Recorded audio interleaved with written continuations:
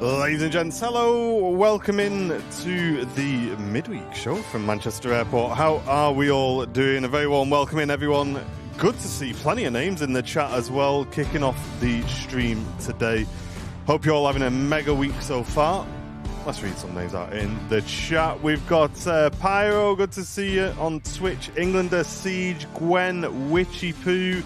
And on the YouTube channel, we got Joanna, Katie, Loops, Tel, Pia, Jacob, Janet, Audrey, George, Asif, Theme Park Carl, Josh, Mark, and Nick, all tuning in this morning. And back upstairs, he's assumed the position, Mr. Andy B, the Garage MC. Hello. How are you doing? Not too bad. How are you? Not too bad. Glad it's cooled down a bit, I guess. I don't know if you are or not. Yeah, still cooling off, I think. Still cooling off. No pool here to jump into, though, sadly. No, there are a few big puddles, though, if you want to jump into a couple of them.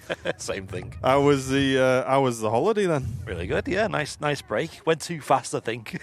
Oh, yeah. But it was really good. Went too fast down the slide, more like. Really hot over there, though. Really hot, but we had aircon. It made a world of a difference. Yeah, that does help, doesn't it? Yeah. That does help. How was the weather then? What sort of temps are we talking here? I mean, every day was at least 38, 39 degrees Celsius. So, really? Yeah, even from like early morning, it's way over 30. I'm sure when you looked, for me, it was about, you said it was like 32, didn't you? I know, so I don't know if it's just something down when, I don't know, when you're at ground level. So we had a hire car. Temperature on that was always, 38, 39, so. Wow. Yeah, bit wham. Lovely, though. Nice to have a pool that you can just jump into, though, and, actually make use of it. We usually go away in, April and stuff, like Greece, and that time it's not quite warm enough for pools. Yeah, I get it. It's, like you say, it has to be just the right temperature, doesn't it? And then, you say, you can just really make use of that. Yeah, really good, though. First time in Menorca, though. Very quiet island. Have you been to the other islands? Not Ibiza, but I've been to Mallorca. Mallorca's lovely. There's loads to do on Mallorca, isn't there? Loads to see and do. And Menorca, quite the opposite. Very chill, very quiet. Went to Mahon for a day, and it's home to one of the biggest marinas in the world in terms of boats and ports. Oh, and I'd things. love that. Oh, mate, and you could just walk up and down. It takes a good half an hour to an hour to walk the whole length of it, and you're just seeing boats of all shapes and sizes, some proper old vintage things with big pirate style wheels on there, and then you've got your modern futuristic hyper yachts, that obviously a lot of money. Yeah, I love I said to Jen, where was we? I think it was while we were in the lakes. Yeah, I said, oh, I love a good, what they call it, a dock. I love a good dock. A good dock, yeah. Good port. Just sit there and just watch them kind of coming and going, and you see the boats coming and going. I love that. Yeah, I love it. No, it was great, and boats are quite cool. I'll give them that. And especially the different shapes and sizes. Like I said, some of the sailboats, some of the little rowing boats were there. Yeah. And there's that guy on YouTube, isn't there, Wyver, who basically does what we do, but he does it for boats. Yeah, which is pretty mad. And I've said to you a few times in the office, wow, that's some good meta there. I'd love to do a good boat stream, because mate, he has mad stuff. He even have a drone and everything that he gets these incredible cinematic shots of the boats just sailing past. Wow, no, we can't quite have that drone shot here, can we? No, I might get a little bit of trouble here, to be honest. Might have a bit of an issue with that. Yeah, guys, we've got a new feature to announce today. A new remote cam from the sky. Yeah, imagine. Yeah, but no, great island. Like I said, not a lot to do, but let's be honest, if you go in somewhere like that, it's to chill. You're not going there to be going hiking up mountains and stuff, and all sorts. But you could hire boats and things. They were a bit on the pricey side. Maybe if we went back, I'd do that, because that looked incredible. Nice. But where we stayed was this, obviously flew to Mahon, which is in the bottom corner, and we stayed on the north coast. And that drive that we hired a car, did a drive all the way across the island. You don't go through a single town. It's just really? The odd house here and there, the odd church on a hill, just miles and kilometers and kilometers of just fields, rolling woodland, fields, and that's it. It's not much here, is there? Wow. But it's great. People there are nice. The food there obviously is incredible. Great experience. Would recommend if you're into that kind of thing. Anyway, if you're someone who likes going and partying and I don't know, going and doing things, then maybe it's not your cup of tea. Yeah. Maybe go to the other island, Ibiza or something. Yeah, I think it's funny how you kind of got the two contrasts kind of so close to each other as well. Like, Yeah, you can yeah. probably hear the parties on Ibiza from where you are. Literally, yeah. Anyway, it's good to have you back, mate. We've had a couple of good shows as well. We will give a big thank you from us as well, but also if you guys can in the chat to Mr. Matt Camp-Smith as well, who's been stepping up, as always, looking after us on these shows. I think he's got a weekend off coming up in a week or two as well. Nice. He's off down to see some family for a few days. So, Wow. but yeah, nice one, Smithy. Yeah. Flight-wise, though, we flew with Jet2.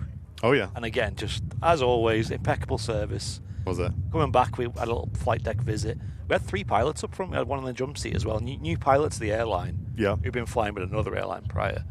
And pilots, like, some of them are so young these days. It gets quite scary, doesn't it? Yeah, You know? wow, you're like, I feel like you're still in school. They were like so professional, so good, and obviously the flight was mega.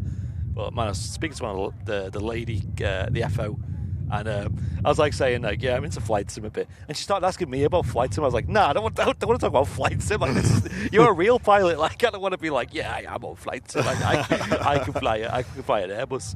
Yeah. And then I was Don't like, forget 10,000 feet to turn your landing lights off. yeah. And I said to her, I was like, I don't really know much about Boeing because I've never really tried to learn the 737. And she's like, oh, do you want to come in the flight deck and I can show you around and teach you how to like start it up and stuff. I was like, nah, I don't want to waste your time. Like, but I appreciate it. Like, they're just so unbelievably friendly on that airline. It's crazy. Nice. Well, as I say, good to have you back. Nice one. We're looking forward to it. And it's going to be a good show today, chat. I've got a few things to tell you about as well. But of course, first things we need to do, if I just remember to turn the bing bong up a little bit. There we go. A couple of thank yous. Norman, joining Premium Economy membership. Let's get some love in the chat for Norman. Oh, thank you, Norman. And also Ross Clark, joining Business Class membership. Thank you guys. Really appreciate the 2 sign-ups there. That's really kind. Thank you, guys. Pia gifting a membership, the first membership gift of today. Thank you so much, Pia. Really appreciate you. And Rocky Samba, great to see you in the chat, mate. Also gifting a membership. And the main man, Mr. Matt Camp-Smith, getting involved, gifting a membership as well. Thank you very much, Smithy, mate.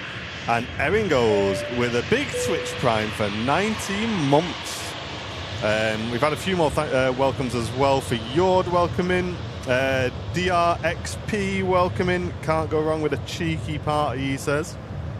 And we'll get some celebration emotes in the chat as well. You guys might not know him too well on YouTube, but Twitch crew, you've got to know him pretty well. Big Ian Kenko went live yesterday, completely by surprise. He's moved out and he's bought his own house. Hey. And he went live from his new house. So 10 out of 10s for Kenko. Congratulations. I will kind of say that I did kind of know a little bit that he was moving because I was trying to help him out a little bit with some mortgage stuff. Because, you know, when you're self-employed, it's a bit more difficult to get mortgages. So I was helping him out a bit with that.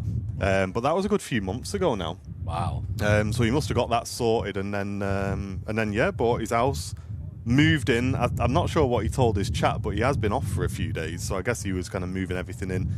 And yeah, then he just went live, boom, set off a confetti cannon, and he's in his new house. Wow, nice one. So yeah, congratulations, Ian. Absolutely mega. In his chat as well, oh my days. His chat were just throwing some serious support for him as well, giving him some money to buy a Hoover, dropping all this. So I got on the airliner's live debit card. I was like, go on, here's 20 subs. Go and buy yourself something nice for the house and this, because Ian shouts our channel out all the time. So yeah, we put a little treat in there for him as well to get himself something nice for the gaff. And I've also kind of given him a little bit of advice. Get your Costco card. Go and get your Costco card, mate. So he's we were having a good laugh last night. But yeah, I made up for him because I know he's been trying to do that for a while. So congrats, mate. What a legend. Nice one. Yeah, when you move in, you realise how many things you have to buy, though. It's daunting. Oh, yeah, 100%. So many things you need to buy. Lufthansa from Munich, then, our first arrival on the stream. And, oh, yes, Thank you very much, Aidan, for reminding me. My memory is absolutely terrible. A massive thanks to Captain Mark for coming on the show on Sunday as well, as Aidan returns for 54 months. It was a really good show. I think we all really enjoyed that. So, yeah, thank you very much to Mark. And Mark's looking great as well.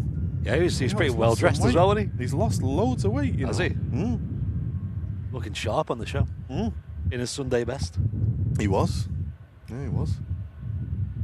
I heard there was a bit of a meet-up as well, the RVP. Yeah, there was a big meet-up. Yeah, we were here for a while after the show chatting to everybody. It was, it was good to see so many of the VIPs down at the RVP.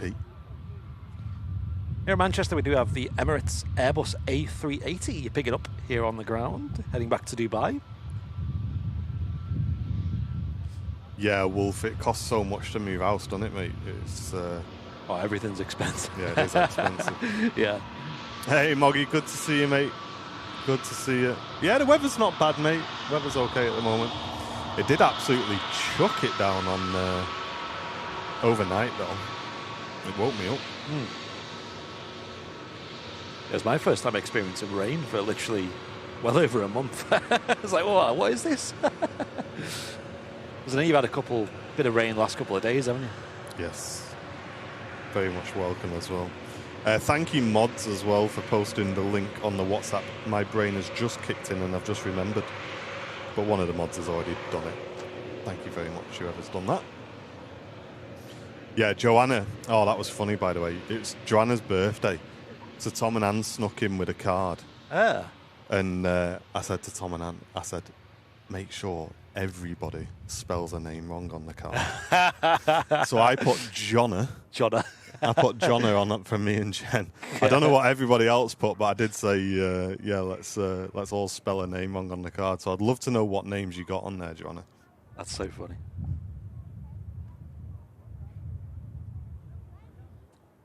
Next aircraft to land is an Air France Airbus A220 coming in.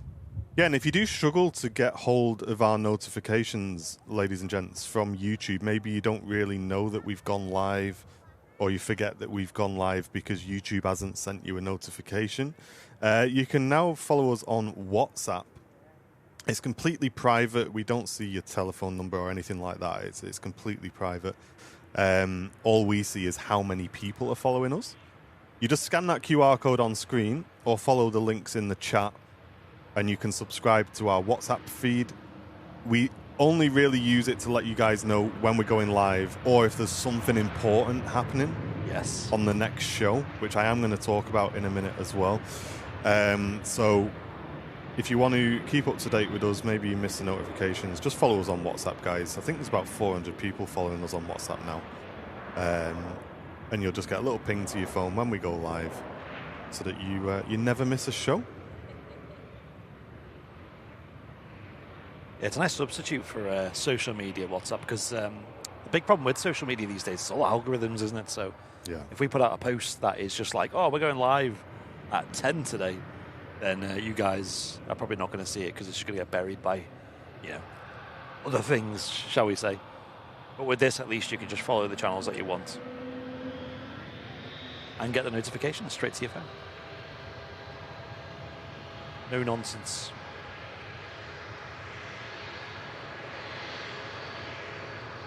Beautiful Airbus A220 coming on in. Flew that last night. Oh, yeah. They've done an update on it. It's very nice now. It still wobbles a bit on landing. I don't know if anyone on Twitch has noticed that. It kind of leans from side to side when you touch down quite a lot. Even though they've reduced it a lot in the latest update, I don't know whether that's realistic or not, but it flies really nicely now. Awesome. I still need to give it a go. If you're on at some point, I can give you a little tour of it. Yeah. I'll do a little flight. Hey, Sunbloke, who travels a lot. How you doing, mate? Good to see you in the chat. Hey. And Sonny with the Prime membership for 57 months. Nice one, Sonny. Thanks for all your help as well. Cheers, Sonny. And Yord with the Tier 1 on Twitch. What a guy. Gifting the sub to Bozzy. Go on, Bozzy. Picked up a sub there, mate. Nice one. And Doug, good morning. Good to see you. Lots of love and support coming in, guys, today. Thank you very, very much. And whilst we got a little break in the traffic, I'll let you know about something cool that's happening not this week, next week. We did this once before, or we did this for the first time with Flyer watches. But check this out. Ready? Coming from Yaboosh. Look at this. The big giveaway week is returning next week, guys. We did this with Flyer watches, and we gave away, was it like £2,000 worth of watches? I think so, yeah. So we got loads of prizes to give away. And this time, Gemini Jets are supporting the channel. Look at this. I've got the list. I'm not going to tell you the list, but I've got the list. And there's some incredible prizes on the list for this. And it starts next week. So, guys, don't do this now, by the way, unless you want to support the channel, obviously. Next week, Wednesday, and next week, Sunday are the giveaway shows. All you have to do to be on the list to win a prize is gift 1 membership, and that's it. If you give 50 memberships, you still get 1 entry because we try and keep it, fair for everybody. So yeah, next Wednesday and next Sunday is the big giveaway week with Airliners Live. We've got some incredible models to give away, and when we hit certain milestones on the gifted memberships, we'll be giving away different models. And at the top prizes, we've even got some unreleased models as well. I'm going to tell you one of the top prizes straight away. Or should I just tell you both of them? Should we get hyped? The 2 top prizes that we're giving away, 1 of 200 scale, Emirates A380 in the brand new livery. Wow. That's numero uno on 1 top prize. Second top prize, Lufthansa 747 100 years livery, 1 of 200 scale. Wow. Whoa, we'll have a bit of that, won't we? I've not seen this one yet. That sounds good. And there are tons of prizes as well on top of that, chat. So keep an eye out. Next week, we'll be putting some videos out about it. The big giveaway week returns next week, right here on Airliners Live. Loads of prizes to be won as well. Amazing. I don't know which I'd want more, the 747 or the A380. Yeah, I think... That's a tough choice. Yeah, I think the A380 just takes it from me. But yeah. Yeah, just a reminder as well, it's next week, guys, not this week. And 1/200 scale, they're the big models. They're the ones that you need a decent amount of shelf space for if you were to get a one of the bigger planes like an A380 or a 747. Yeah, loads of prizes. Love doing the giveaway week. And like I say, last time we did this with Flyer watches, we gave away £2,000 worth of watches back to the community. It was a great couple of shows. Theme Park Carl, thank you very much, mate. Gifting a membership to the community. Really appreciate you, mate. And Sophie, welcome back for 5 months of business class membership as well. Thank you very, very much. And Jim, gifting a membership going to Lamberto. Thank you very, very much. Some bloke says it's got to be the 7-4 for him. Let us know in the chat, guys, which of those 2 would be your, if you got your eye on a prize, which one of those have you got your eye on? But yes, we will publish the full list of prizes. What I'll probably do, chat, is I'll leave it till like Monday, I think, because I don't want to confuse people when it is. So we'll probably start advertising it on Monday, and the first show that you can get involved is Wednesday. All of the giveaways happen on Sunday, though. But don't worry, your name stays on the list and everything like that. Emirates A380 about to become visual here at the Runway Visitor Park, Manchester Airport. This aircraft heading back home to Dubai. Great to see the A380s being used again at Manchester. They had a bit of a hiatus from the King of the Skies. They used the 777 for a while as well. Great to see these back, though. It just shows the level of capacity and number of passengers that are travelling back through Manchester from the Middle East.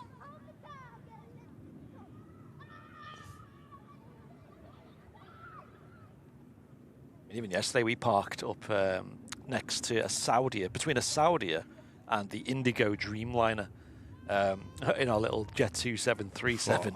And mate, they just tower over you. Did you fly back on a 737? Sorry, I didn't realise. Yeah, 737 coming back. Okay. A321 Classic going out. The 737s with Jet 2, I love Jet 2, but they are getting a bit old now. Okay. I don't like saying that because I love the airline so much, but yeah, the 21s I much prefer. I'll be honest. Especially the Neos, of course, but the classic ones are fine. Here is one of the Neos, one of the new ones. G-Sun F, this one's now 2 years old. It'll be 3 years old in October. And they're introducing a lot of Airbuses. They still have a lot of 737s. I think they still have more 737s than A321s, but here at Manchester, they definitely are preferring these. Yeah, this A321's off to Tenerife. That's followed by an EasyJet out to Faro. The pilots, they were saying, flew to Mahon and back, which is like 2 hours each way. And that was it for them. That was went home after that. I was like, wow, that's a nice short shift, day, isn't it? a Nice easy shift. Cross-eyed Sniper, good to see you in the chat, mate. Working and lurking. How are we doing? Nice. It was so weird having just that short of a flight. I'm so used to going to, like, Greece or Canary Islands where it's like 4, pushing 5 hours.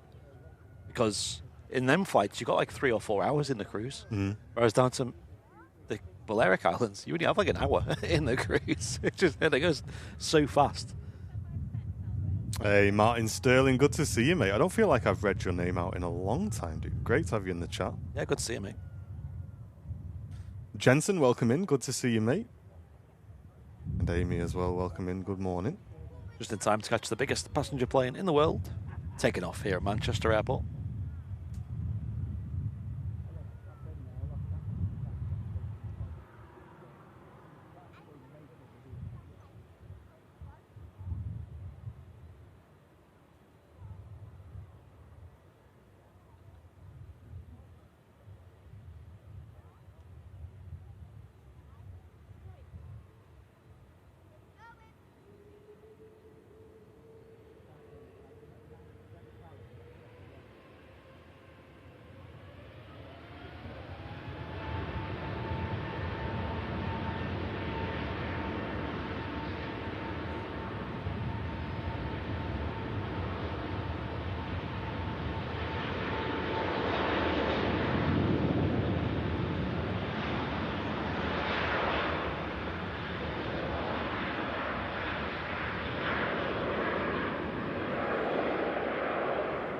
Off goes the biggest passenger aircraft in the world, the A380.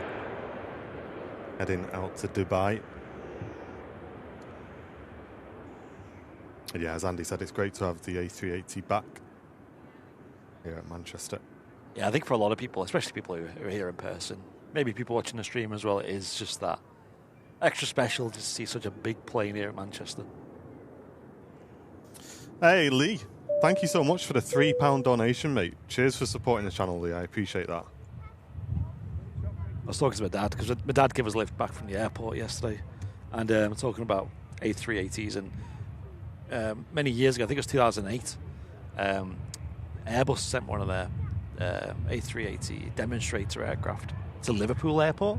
It didn't land. I don't think it can land there, but it did like a low fly past and got really low and then towed it back up. And there's a video on YouTube, you can find it, and someone was at the airfield, like airside, recording it on what looked to be a very old phone or some old camera or something.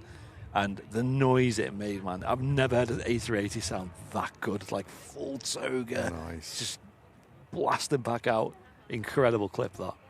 I was watching some old content the other day where we were down at the dual carriageway there filming some overflights over our head. Yeah. I want to go back there, mate. That was good fun. It's cool, isn't it? This Jet 2 is lined up for Tenerife. We've got the Aegean next to landing from Athens. That's just over Reddish at the moment. Nice. Yeah, Jet 2 A321 Neo, the newest airframe in the fleet.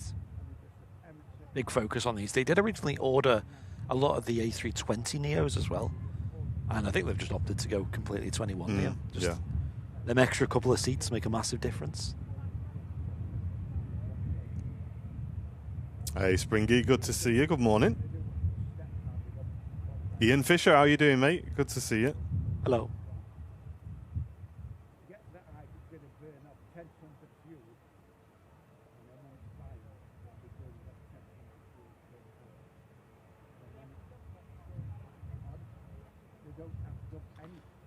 Just giving quite a bit of separation here between this aircraft and the A380. Mainly down to the amount of wake turbulence that aircraft will make. You really don't want to be close behind the biggest passenger plane in the world, especially on the departure. Hey, Venkman, how you doing? Welcome in.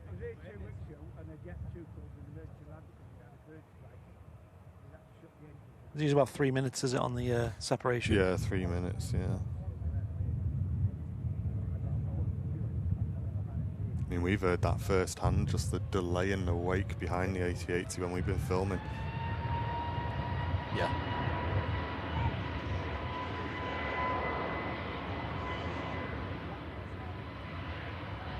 Jill's saying the rain's bouncing down in Bolton. Oh, really?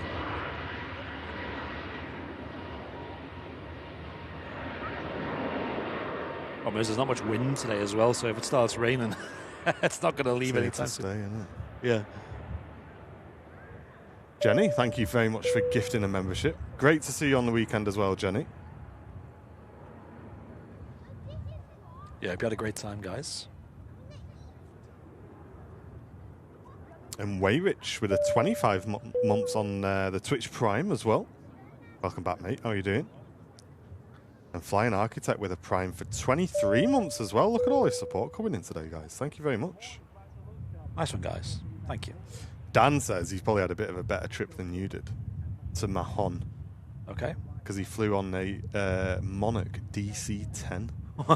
Okay. Mate, can you imagine? Yeah. The noise. Nice one. That'd be incredible, wouldn't it? Yeah, a bit cooler than like an A321.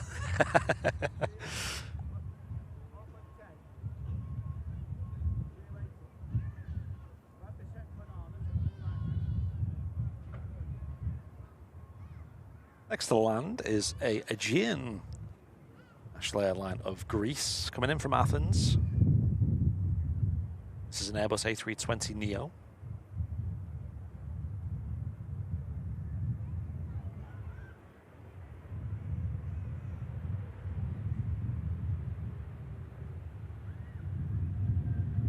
Wheeling it down the runway a little bit. There is a clip we have it was on Twitch, and it went quite viral actually. It was at Amsterdam. We caught a KLM Embraer E175 doing a massive wheelie down the runway as it landed. Apparently that is a bit of a technique to help slow the aircraft down, because you kind of got more resistance on the wings there. And also, pilots like to look after that nose gear as well. You don't want to be landing and slamming down that nose gear. You want to gently bring it down. You see it a lot on the A330s here at Manchester. It seems to have quite a lot of float on that nose when they touch down. But yeah, that was quite funny because it really just kept going and going on two wheels. Yeah, Rocky, I was saying earlier on in the stream, the rain woke me up last night. And Colin, welcome back. 5 months of business class membership. Thank you very much for your recommitment to the channel, mate. Sue's just popping the washing out. That's brave. Yeah, you are brave.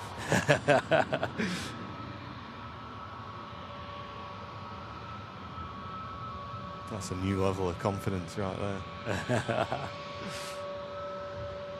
Where's weatherman Josh when you need him? I know. Welcome in, Derek.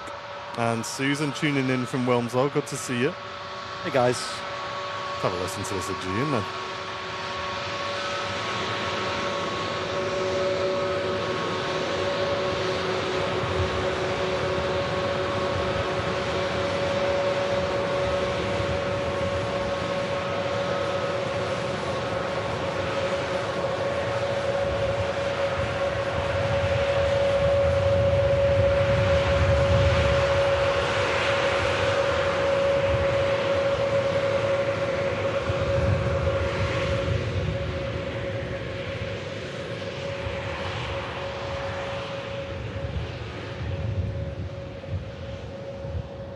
Nice design on that.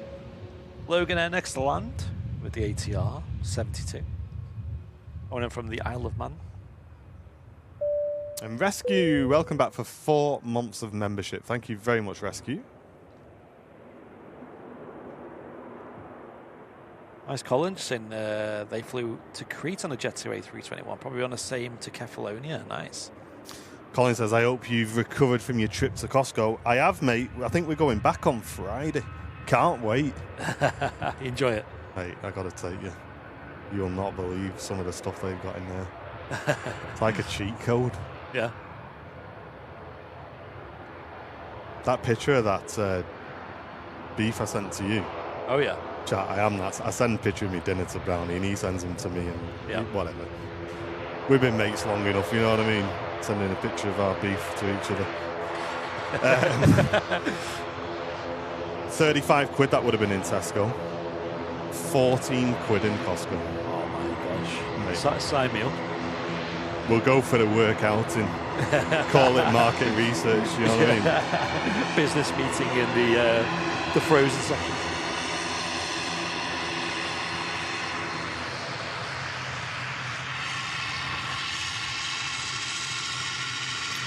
Wow, so you're saying a car actually passed the MOT with no advisories? Wow. I think you were a bit worried, weren't you, that it was going to have some issues, but... That's mega.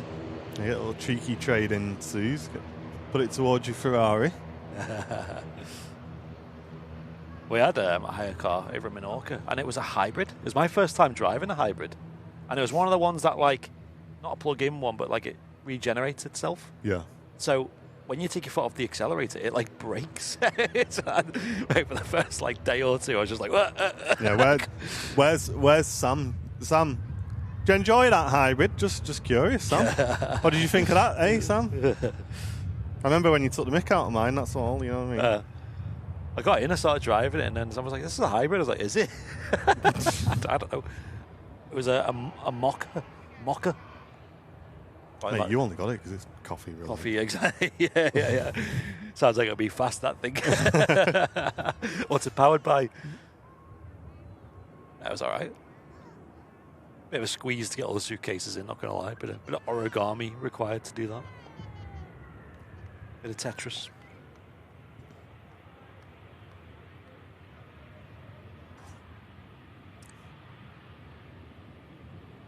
Make Sam pay for the diesel. Oh, yeah. That'll change your mind quite quick on the old hybrid. Guarantee that. That thing used nothing. Like, 5 days, I spent £20. About €25, about 20 quid it was. Yeah. Over 5 days. That's well, like... welcome back to the UK. That was your trip to the airport this morning. Exactly. Gulf Air for Bahrain crossing over. Oh yeah, Dad reminded me probably to tell you that your Costco card will expire within a month. Oh yeah. We found out when we gotta get down. When I went in to get mine. I like on Friday. Sounds fun. Mate, you fancy it? Get some fuel as well.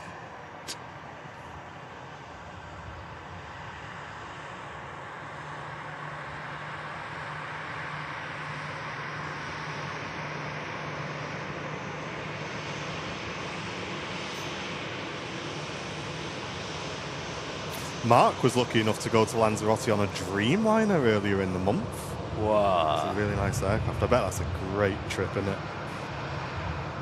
Can you imagine that? You think you're kind of on a bit of a shorter flight and you check the booking and you're on a Dreamliner. Yeah. I've never booked a holiday with TUI, but sometimes I do look and I'm like, what aircraft is it? Well, this is why I was a bit confused, you know, and I think I said this on the show while you were away. That TUI were sending Dreamliners to Mahon. Were they? And I said to Matt, I wonder why Andy's not booked with TUI. Yeah. Because yeah, you could have been on the Dreamy there, mate. That would have been, yeah. I'll keep an eye out. I did look at TUI for that holiday, but again, it was a lot of 7.3s getting used. Yeah, it is a bit of a risk, isn't it? Yeah. I mean, at least with Jet2, you can be kind of confident what you're going to get these days, can't you? Yeah. Especially flying from Manchester as well. That's it. Ryanair's just arrived in from Milan. We know it well. You know what I mean? Campo de Volo. Yeah. Which Campo de Volo you come from? Enough Dave the Italians on this. Yeah. Come on, Dave. Dave the Italian. Dave White, good morning. How are you doing? Welcome in. Rob, good to see you. Is Dave White Italian, is he? Must be. Hey, Simulate hit 16k subs today. Mate, I had a look on Simulate the other day, Andy. Yeah. 4,000 subs a month that channel is gaining. Is it? Oh my god. Mate, 4k a month. We're only just getting started. How mental is that? Don't buy that power gen. Oh, yeah, they had big power generators in there. Battery ones, you know, like Tom and Anne have got. What? They've got everything, mate. Come up with all sorts. Yeah. You have any free samples, Kevin? Loads. That's the best bit. Loads.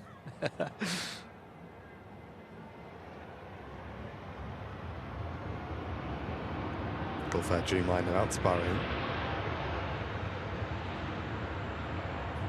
Yes, it does vent them. Yes, when we get.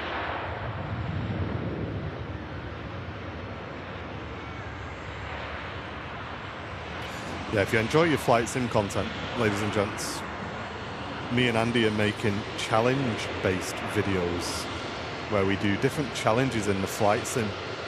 Over on our second channel, Simulate, if you could go across and subscribe over there, that'd be really appreciated. And there's currently 4 videos on there for you guys to watch. It's going really well, that channel. Yeah. So yeah, if you're really into your flight simulation, go and subscribe over on Simulate. Yep. I know here on Airliners Live, we do a bit of everything, don't we? We do some pre-recorded videos, do live streams, do some shorts, we do some posts and obviously merch and stuff, but over on Simulate, we're just doing one thing, just videos. Yeah. Just focusing on videos. Yeah, that's it. And so people who come and stick around, they know what they're getting. You know, they know what they're getting themselves into. So yeah, only subscribe if you're interested, of course. Don't feel like you need to just to support us. And yeah, because that doesn't usually help us that much. If you subscribe and don't watch, yeah, that can be a bit of a negative against the channel. So yeah, as Andy says, if you're really enjoying yourself, head over there. And our latest video, we tried to fly basically across Europe in a light aircraft by just using a map in the simulator. So using an actual road map, like an actual A to Z style road map. And it was very challenging. And to be fair, the video, I think it's got over 100,000 views now, so people seem to be really enjoying it. I kind of thought, I knew it'd be a good video, and I knew it'd be fun, and I knew it'd be hard and good challenge. But I didn't know if many people would like it, because it's a bit niche, it's a bit random. But fair play, a lot of people seem to be enjoying it. That surprised me. So we've got so many ideas similar to that. KLM 21 Neo just touching down. And yeah, I've just seen Suze clocking onto that said hi thing. While you were away, yeah, we've worked out why we get so many people that we thought were bots coming into the channel saying said hi. Okay. It's a YouTube thing. If you're watching on your phone, there's a button you can click to just wave. And if you click it, it just types said hi next to your username. Oh, is there? I've never seen that. And we've been banning them all. Oh, gosh. So we did a mass unban the other day. I've never noticed that button. Neither have I. Where can you find said button? No idea. I'm going to have a look on my phone. It used to be on just the vertical live streams. Oh, okay. But Makes now sense. I think it's come across to all of them. Yeah. Can anyone else see if they can find that? Bit of a mission for you. There you go. Let's see how many we can get in the chat, how many said highs we can get. Dean Cross, good to see you. Welcome in. And while you're looking for that, guys, if you can click the like button as well, that'd really help us out today.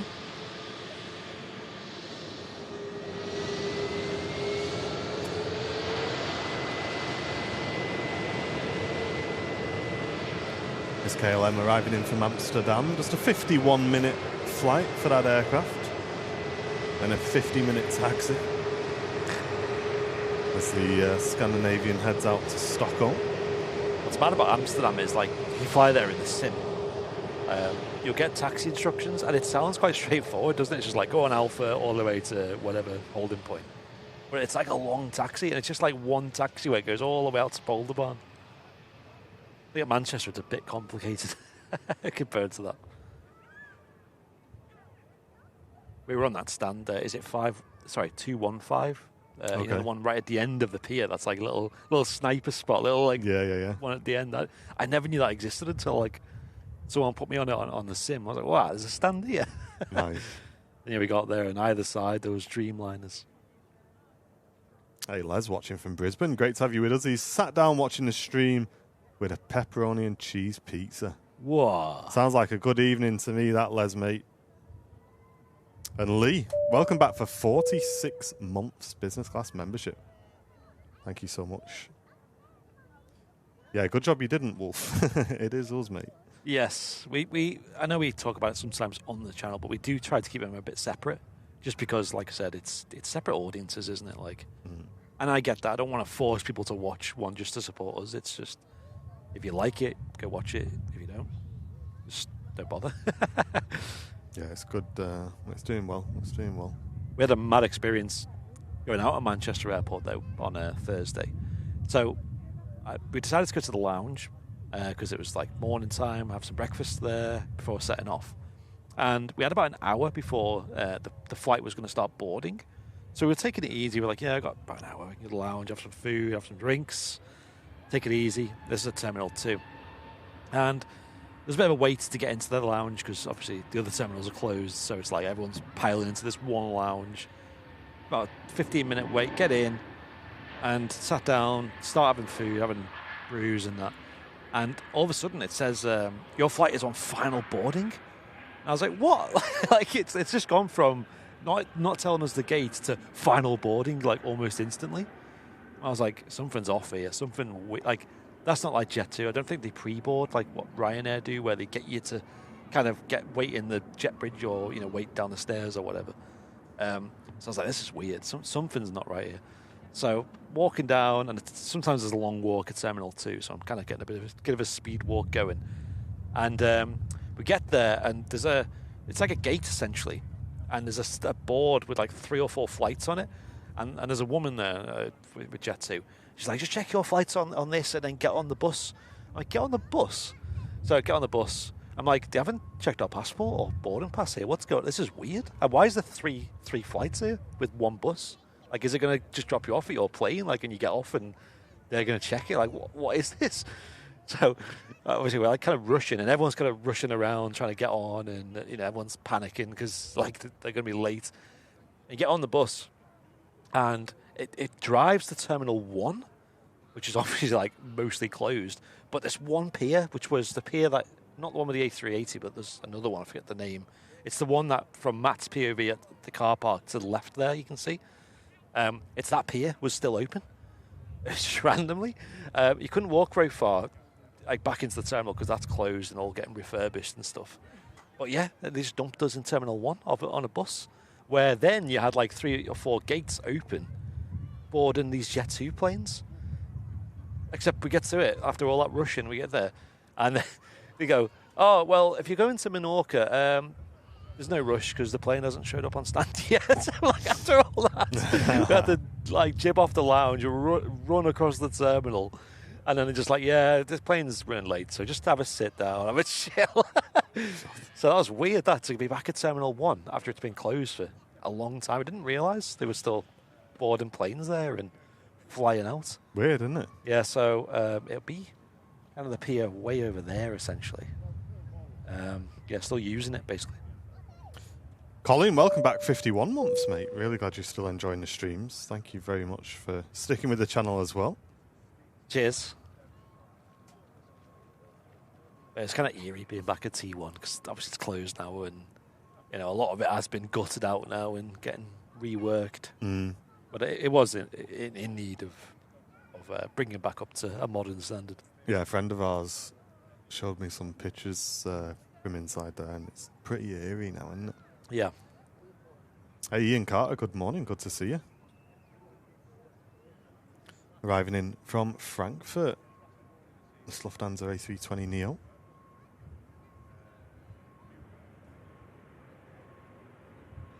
An interesting picture on flight radar for this aircraft.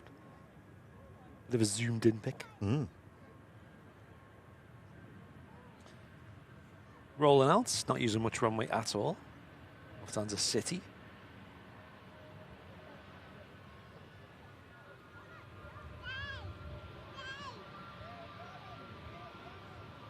Did the flight depart on time? I think it was about half an hour late, I think, in the end.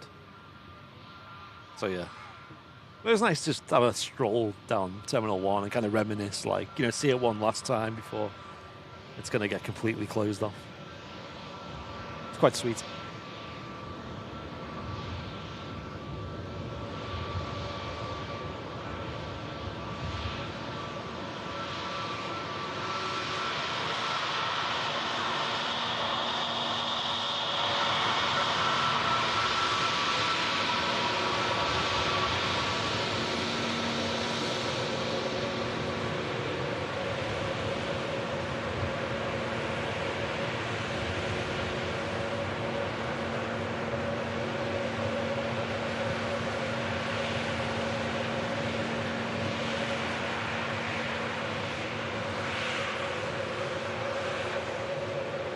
Hey, Sam with a 50 months as well. Halfway to 100. It's not Andy's age. Almost. And absolutely, Sam, me and Jen were thinking of you both this morning as well. When I saw your post on the old Facebook. Yeah. So big hugs from us. Hope you're doing all right today.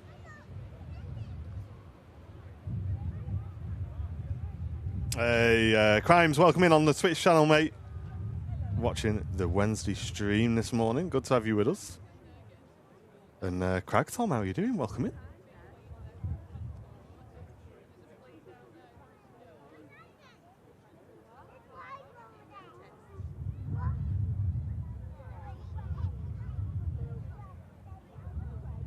Yeah, Marcel, we got baited by it as well. We thought it was bots. It's not. It's YouTube features. So yeah, don't ban people who do that because they're actually real people. Did anyone actually say they found it? Because maybe it was an old feature. I don't know. No, Susan's put a picture of it in the mod chat. Oh really? Yeah. Interesting. Right now, next to landing from Dublin.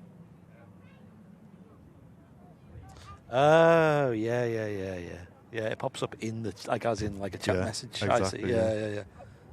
I have seen that now. I love how they just like drop these things in and just don't tell anybody. Yeah.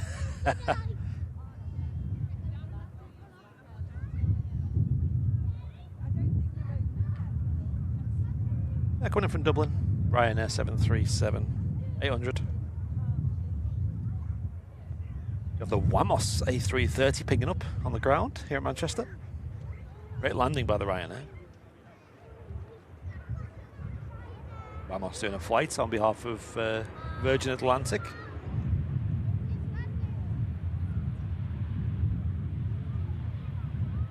She and Virgin are an aircraft short this summer because they are having to lease that aircraft in to do some flights. But as far as I know, I don't believe there's much difference in that and an actual Virgin flight on board. I think they still have the full entertainment system and the Virgin experience, so to speak.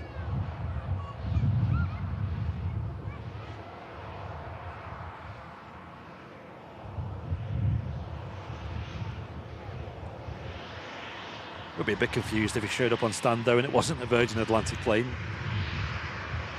Usually with Virgin Atlantic you're kind of looking for that experience, aren't you? I don't think it matters too much if it's a Ryanair.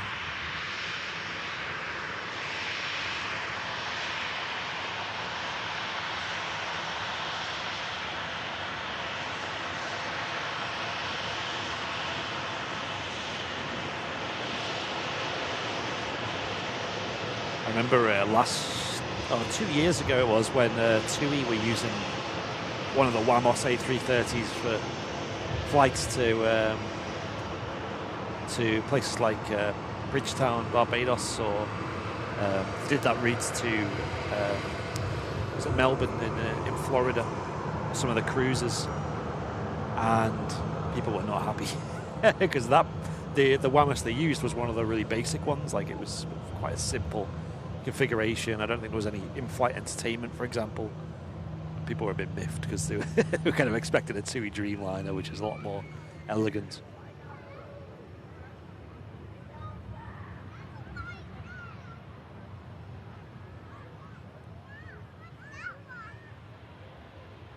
Sun Express 737. Rolling out on the runway. We're landing in from Izmir. It's a destination in Turkey. I've never been there.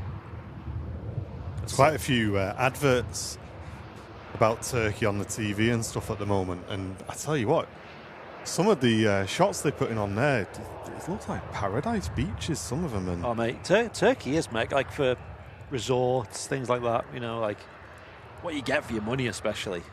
Incredible. Yeah, Matt's a big fan, isn't he? Yeah, it's a beautiful country. Beautiful. It's a bit of a trip, though, isn't it? It's a long flight. Especially on something like this. Yeah. 7-3. 4 hours, 5 minutes. I suppose it's not too bad, but I think that'd feel like a bit of a longer trip. Yeah. Like I said, I really enjoyed the shorter flight down to the Balearics. That was so nice. Kind of took you by surprise a little bit. Yeah, I was like, oh, I descended already. What the heck? Singapore A350-900's pinging up, along with the Virgin Atlantic out to Atlanta. But I hope you're all having a great week, guys. Welcome into the midweek stream here at Manchester Airport. Great to have you all with us today. Matt saying enforced raw dog for the Wamos A330. Yeah, you're not allowed to look out the window, shut the blind, just sit there. Jake makes me laugh in the sim, man. Sometimes he does that. Just sits in one of the seats. There's the headrest.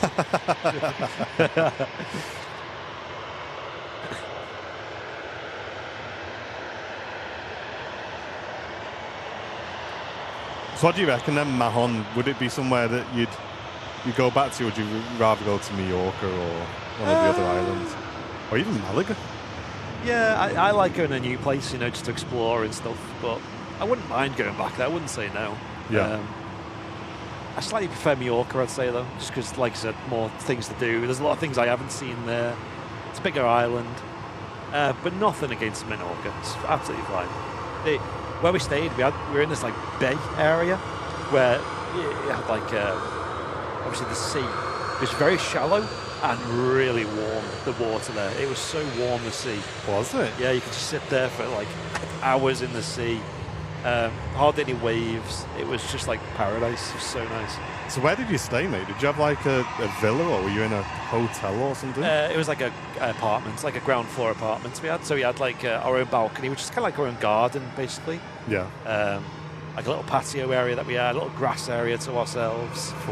Of course, it's not like over here where the grass over there is like very sharp and kind of dry. You can't really play out on it, but yeah, it was lovely. And had like a one-bedroom apartment. Which, you know, usually we'd go to like, we'd aim for like all-inclusive usually. And to be fair, the problem with all-inclusive is when you've got a big family, like you're normally in like quite a small hotel room, but this gave you like a dining room, it gave you like a kitchen, gave you like nice big bedrooms. So it was really good. And you could tell it was a bit on the cheaper side, this hotel. Like it didn't have a lot to it. It was kind of just like one big pool with like a baby pool next to it. Yeah. Loads of space, loads of sunbeds available and stuff. I think with all-inclusive as well, as good as it is, it kind of confides you a bit to the hotel, doesn't it? Exactly, yeah. And whereas now we got into a bit of cooking ourselves, went to the local supermarket, making some like fresh like baguettes and things, you know, like a bit of tapas and that. And you get to go to some of the restaurants, which are always better than all-inclusive. So like, my question, I want to know, how did the little man get on swimming? Did you try him swimming? Obviously not swimming himself. Yeah, I was going to say, he's not doing lengths. He's not quite there yet. But did he go for like a dip in the pool and that? Yeah. So what we got was like the baby floater thing, you know, where you put them in and they kind of like their legs go through and like it's just like a floaty device. Yeah. And he loved it. Yeah, did he? Absolutely loved it. He was knackered the whole holiday because he was always at like 100%. You know, like thrashing around in the pool. Because everything's just new to him, and new smells and all that stuff. That was a buzz. It's good vibes. Very hot though. Can't stress enough. Yeah. The first day we got there, always happens. You're like, oh gosh, this is a bit too hot. But you do get used to it. When you realise. Yeah. Like, oh, did you have AC in the room or? Yes, and it worked. Good. I remember the first holiday we went on as a family back when Dakota was little. We went to Zakynthos, and we had aircon in the room, and this was in the summer. The aircon barely worked, and we just assumed it was just, you know, not the best aircon. It worked enough to take the edge off it, but it was still hot in the room. Speaking to another family, they're like, oh, the aircon today is great. We're like, what? Oh, so they've got the good one. I know, we've been like sweating it out every night, like having the doors open and that, like trying to cool it down.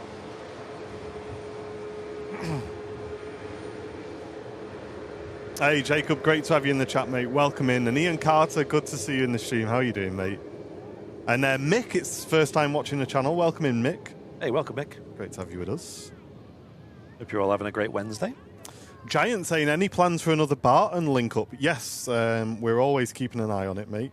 To be completely honest with you, we've not booked a stream in yet, but there's a few things happening soon that we may link up with Barton with. So, Nice. yeah, definitely. It's one of our remote cam locations that we always kind of keep an eye on. It's very much weather dependent, obviously, but yeah, we will definitely be doing another Barton stream.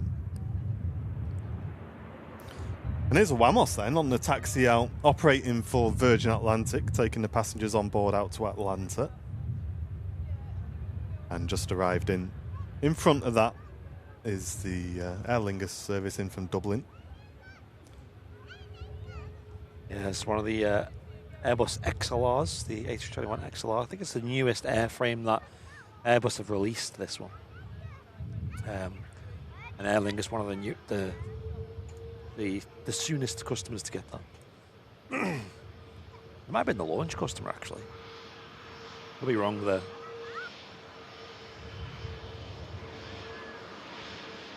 There is an incredible range on this aircraft. Can comfortably fly transatlantic and beyond. Dublin's a walk in the park for this airframe. Yes. Strange choice for this route. Well, pretty much it just has extra fuel tanks, essentially. John saying he's just joined the stream, asking where did you stay in Menorca, because they go every year. I'll try and find the town name. You know what Menorca is? I don't know if the whole island's like this, but there's lots of little towns on the coast, you know. And this one was just like, it had 2 hotels, or like, you know, 2 complexes, and I think 2 shops it had, and 1 restaurant, and that was it. The whole town, it was very small. Oh, it really was a bit more of a remote stay for you then. Yeah, it was lovely.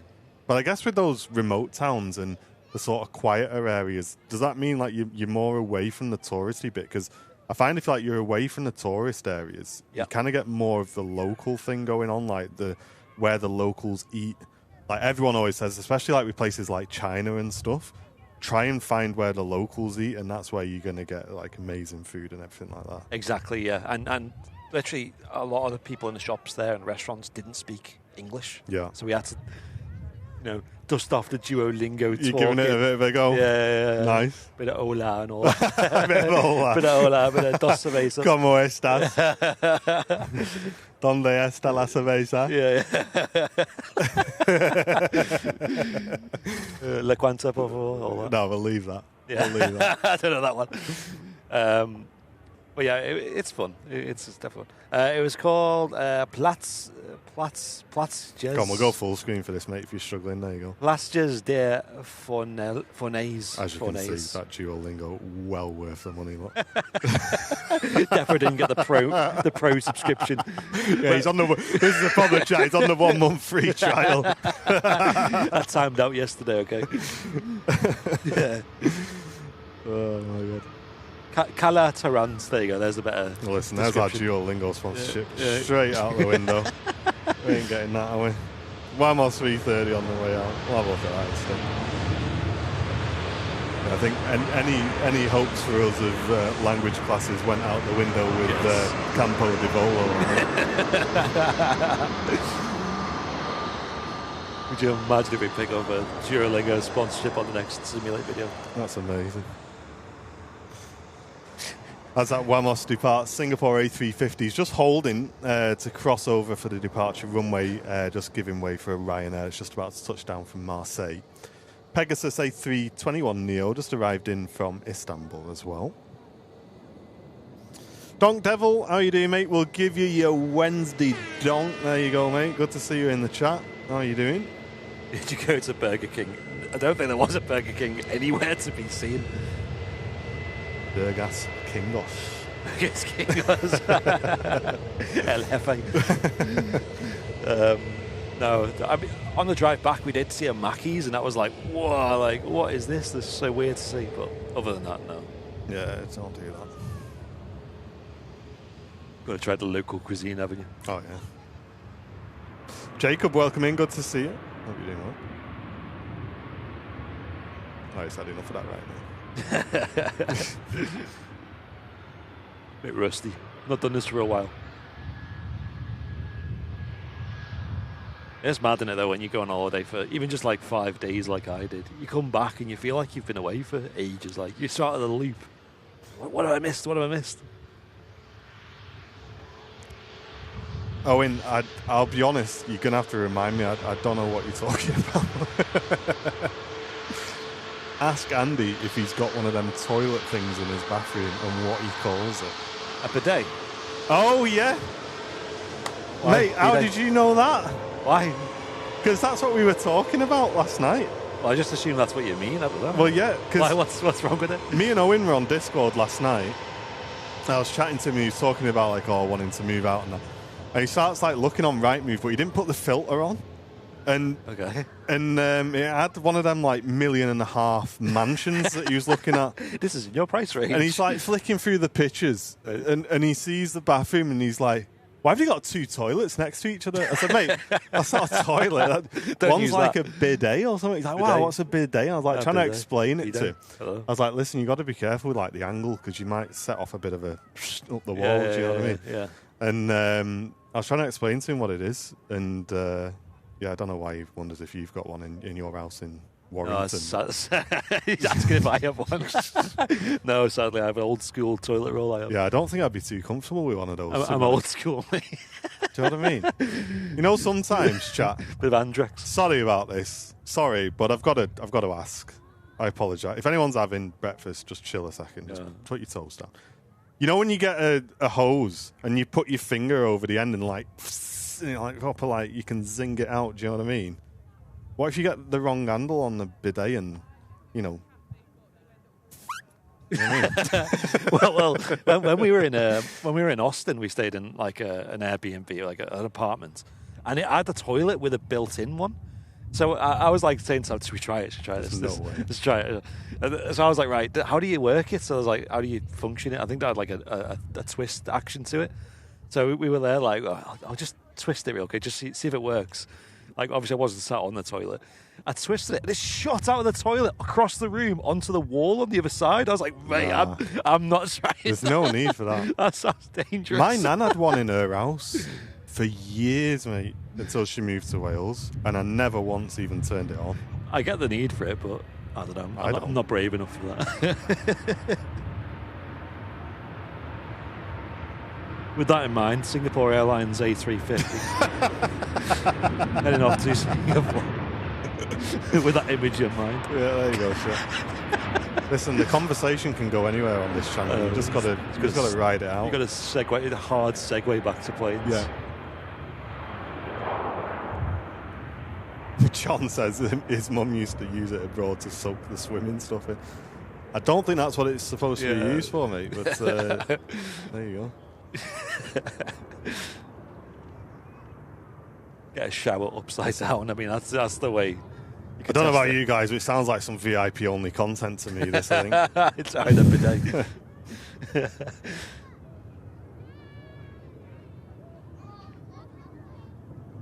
Last night I went from looking at houses to building roller coasters. What? Yeah, Andy was playing a bit of roller coaster, not Tycoon. What is it? Planet Coaster. Planet Coaster 2. He was on. Right. Oh, what a game! Oh, is there a 2 now? There's a 2 now, yeah, and it's on offer as well. If you had the first one, I think it's like 14 quid or something. Mate, I'm getting that bought straight away.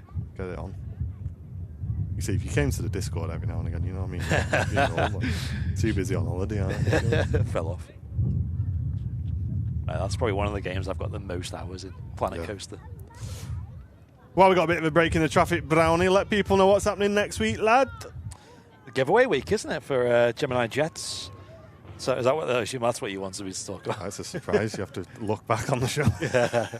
Yes, it is. So next week, guys, Of course, you can support the channel today, and all support is massively appreciated, as always. But next week, we're doing a super special giveaway where we are giving back to you as well, as much as possible, by teaming up with Gemini Jets to get some giveaways cooking. So on Wednesday next week and Sunday next week, we'll be giving away a bunch of models, die-cast Gemini Jets models, including an A380 in a 1/200 scale, so big, bulky die-cast model in a new livery. We're giving away that to you guys, and also a Lufthansa 747 in the new 100 years special as well. So we're giving that to you, and other models, of course, as well. So to enter, you have to watch on Wednesday next week, on the Wednesday Midweek Madness show, or Sunday, or both. And what you need to do is gift a membership on either one of them shows to get entered into the draw. And then on the Sunday, not this week Sunday, the following Sunday, we'll be drawing them live to you guys as well. So, yeah. Are we doing the rule where you have to be in the chat, or are we just going to... No, not for that one, just because... Yeah, just in case people miss. Just because, obviously, people can't be in both, so... Okay, so, yeah, if you do win on the Sunday, or if you are entered on the Wednesday, rather, and you can't watch on Sunday, just make sure you watch the stream back and find out if you've won or not. So, yeah, next week, I'm really looking forward to that. You guys really enjoyed the Flyer Watch one we did a couple of months ago, where we gave away about £2,000 worth of Flyer Watches back to the community. So now we're doing it with Gemini Jets. And I'm really looking forward to it. It's just such a good vibe. It's a lovely way to give back to the community, get people involved. A lot of people message us saying, I've never won anything ever before, and it's just a great vibe to see their reactions when they get given quite a premium prize. Amazing. So there you go, chat. Big thanks to Gemini Jets, as always. They support our shows all the time. And we're looking forward to getting some awesome models. As Andy said, we've got 2 great top prizes, but we've got loads of other prizes to give away as well. So we'll be talking more about that next week. So make sure you're tuning in next week to get yourself involved in that. You don't have to be a member of the channel or anything like that. It's open to anybody who gifts a membership on the stream. Oops, that's the wrong one. Yaboosh, there we go. What do you think of a little new graphic as well, by the way? Look at that, with the tower and that, with the rollout banner. Very smart. Don't mind it. And of course, this is on top of the giveaways that you're entered in automatically, by being a business class VIP or above. So you don't need to be business class for this one, but it's separate. So why not be both? And Ron saying, what's my prediction for United this season? Well, I'm kind of waiting to see what happens in the last couple of weeks of the transfer window, mate, because to be honest, we've been a lot quieter than I expected.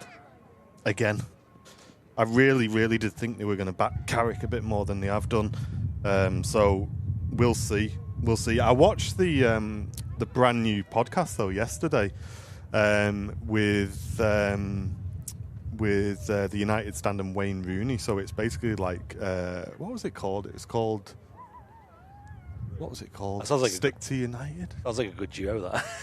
Well, it was, because you know what Mark's like? He's always giving his opinion on United. It's not controversial, but it's just, I'd say, what fans are thinking. Yeah. And Wayne Rooney, has his sons play at the club and everything like that, so he's a bit more informed about what goes on. And to be fair, it was a really, really good hour of content on YouTube.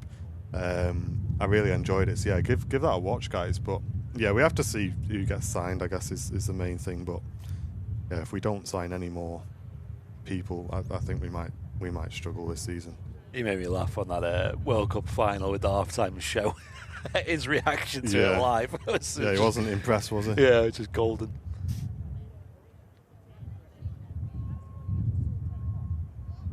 Right, on the taxi out is a Turkish Airlines 737 MAX 9, which is the biggest 737 MAX variant that currently flies commercially. I did read that the MAX 7 is now certified to fly in the USA. So that's another big step for Boeing. But the MAX 10 still remains uncertified completely for commercial flights. Rosa, that's a great question. Sorry, we didn't touch on that this time round. But no, we did think about giving people more entries if they gift more. But we want it to be as inclusive as possible. And some people may only be able to afford to give one membership. Absolutely. And we want them to be in with a fair chance of winning, So we really appreciate all support. don't get me wrong, and the giveaway week does really help the channel a lot. So to be completely honest with you with that, you know, from our point of view, it makes sense to reward people who give more because it helps the channel. But from a community point of view, we just don't think it's fair. Yeah. So no, we're just going to give everybody one entry, I think is the fair way of doing it. And like I say, that will reduce the amount of gifties that we get, I'm sure, but it makes it fairer for everybody else. So I agree. Yeah. That's a no-brainer for me. Hey Daniel, good to see you in the chat. How are you doing, mate? Turkish Max is heading back home to Istanbul. What's now the busiest airport in Europe by passenger numbers. Recently knocking Heathrow off the top spot there in I think in July that happened, that change. Hey, and Dennis, welcome back to Premium Economy Membership. Thank you very much for supporting the channel. And a lot of the conversation was around, is that actually Europe? But apparently in Istanbul, a lot of it is in Europe, including the airport, which is interesting. And the rest of Turkey is in Asia.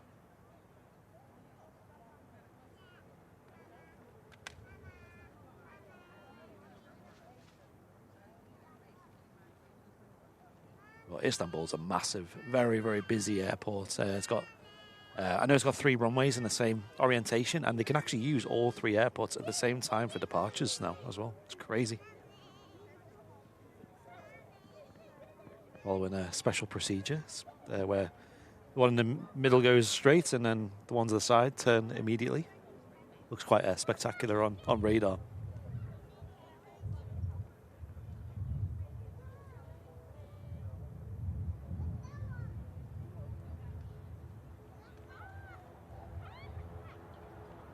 Hey, Suze, that trip that you did airside at EMA looked... oh, yeah. Sorry, was it Doncaster or EMA, was it? She did East Mids, but I think she did the... They both, actually, because the Vulcan tour as well, yeah. Wow. It's getting around. Yeah, that was incredible. It's only just clicked that you actually went to 2 different places. We had a great time.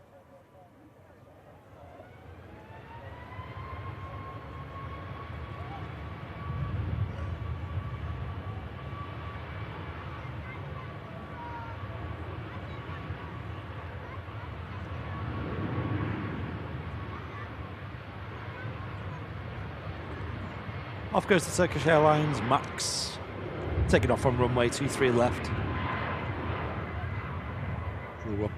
Dual runway operations today. Until I think about 8 p.m. when they close the second runway.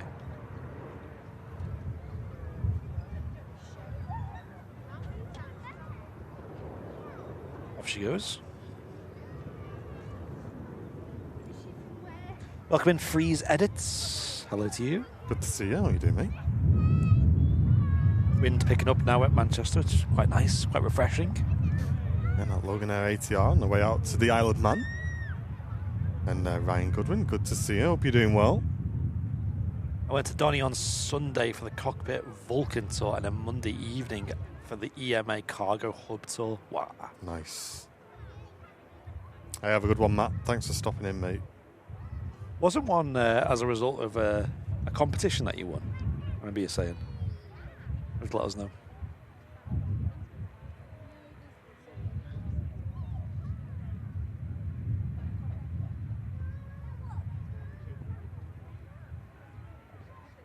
Logan Air, ATR 72, taxiing out off to the Isle of Man. And we have the Jun Yao on the move on the ground, heading back to Shanghai. That's a 787-9 Dreamliner. Hey, and Dennis, thank you very much. Gifting 5 memberships to the community there. Really appreciate you, mate. Wow, thank you, Dennis. There's some love in the chat there for Dennis dropping 5 gifted. Yeah, really kind of you. Helps out a lot.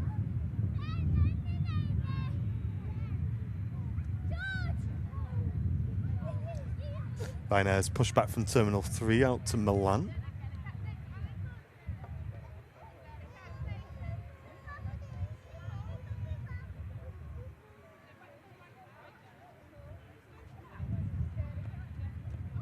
was cool yesterday seeing the RVP from the window of the plane as well. We were on the left-hand side.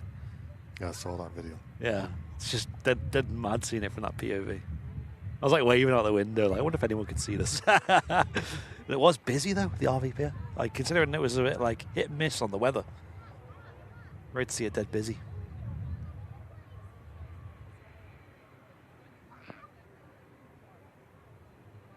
I won a competition on TikTok for the EMA tour. There was only 6 winners. Wow, nice one.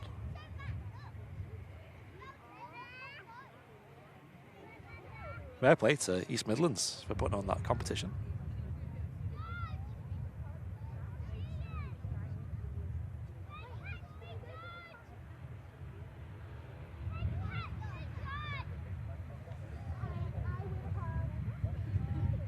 Maybe we should do one.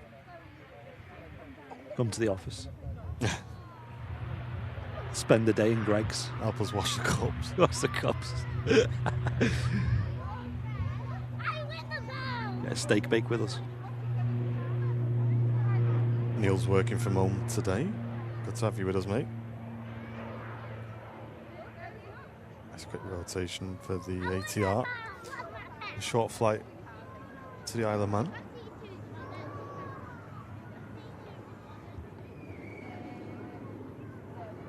A steady flow of traffic today at Manchester.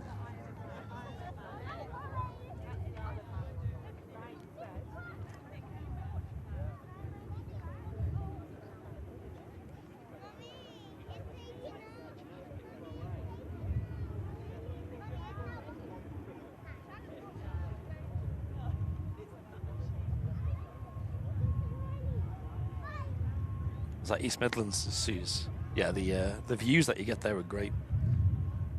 The only slight downside with East Midlands is it doesn't get really busy until like late evening, which is fine in the summer. It'll still be light. Well, obviously, any other month, any other season, it's a bit of a struggle. And parking as well. I don't think you can park easily anywhere around there. There's a few spots though.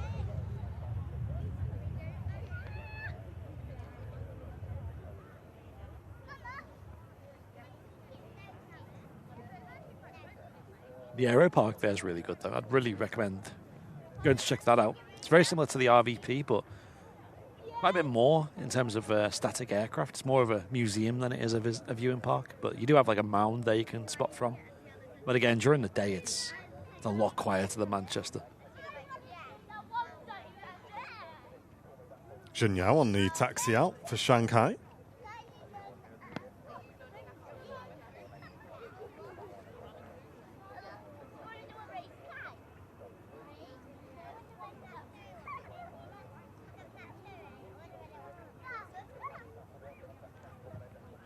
Oh, they were doubting the skills with you, Jill. Made an apple pie for a competition. They said you didn't make it yourself. It's too good. Too good. Flying Architect said, I'm flying out this Sunday. Manchester already declined a landing. Touch and go and missed approach request. Sunday is busy, so understandable not wanting the PA-28 going at quarter the speed of the jets. Yeah, I can imagine that's a bit tricky. What they did with... of course, it's a bit different. If you watch the video, you'll know why. When they flew that PA-28 in the other week. Yeah. And it joined final approach so late, didn't it? It was like really late. Yeah. And understandably so. If it's going to do a full 11-mile final, then it would take a long time in something like that. But yeah, it's probably why we don't see many of them here at Manchester.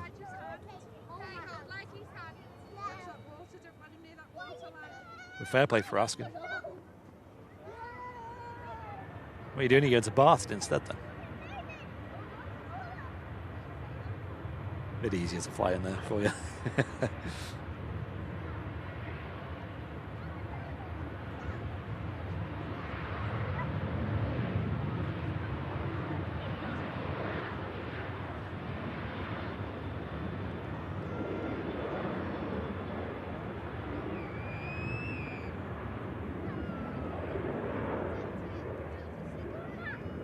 Ryanair heading out to Milan. Okay. It's rotating off 23 left. And we have a British Airways shuttle service on an A321neo. Wow. That's going to take off soon. Nice short flight down to Heathrow. If anyone's ever flown this particular flight before, they're in luck. It's a really, really nice, scenic, short, enjoyable flight. Really comfortable.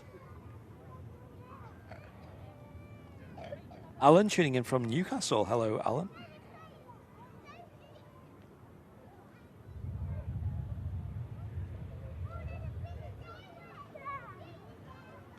And Jane Chu, thank you for the gifted membership, Jane. Really appreciate that. It's very kind of you. It's British Airways just taxiing down taxiway Victor, which is over there on the south side. Runs parallel to runway 23 left.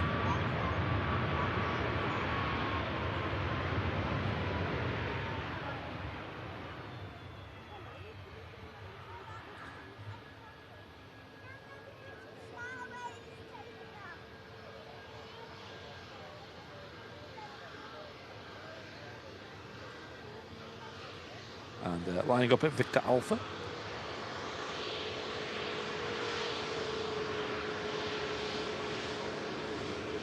Also off to the left of it, the taxiway Tango, which is right at the start of 23 left.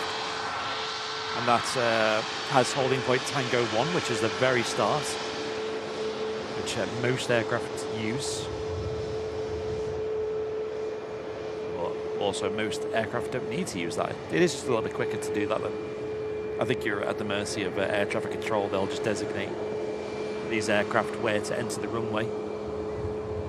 The aircraft just need to make sure that they've got the calculations in place to be able to take off from intersections that are a little bit further down the runway. I know there's that clip circulating about that Vietnam Air Dreamliner that's kind of overrun the runway a little bit. Luckily it wasn't anything too serious in the end, but there are questions being asked about the takeoff performances that the pilots would have done.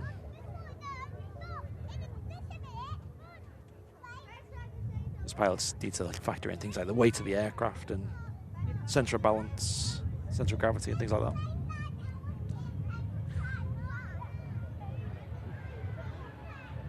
But here in Manchester, especially for the aircraft like this, they really have more runway than they'll ever need. And it allows them to derate the engines quite a bit. They don't have to always do full power. And turn down the power rating of the engines a little bit, just to keep the engines happy and not overstressing them too much.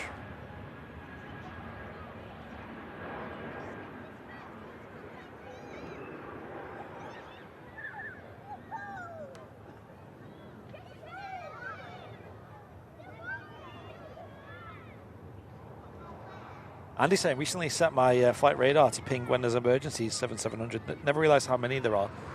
Yes, but one thing to remember is not every 7700 is like a serious emergency. A lot of them are precautionary. I think they do range in terms of like severity, and they just use it as a blanket term to kind of let ATC know and surrounding aircraft know that there's an aircraft that needs attention, essentially. Sometimes it could be something like a hydraulic issue or a concern with the aircraft or a fuel issue, you know. It's very, very rare that they're serious. And obviously you've got thousands and thousands of aircraft in the air at once.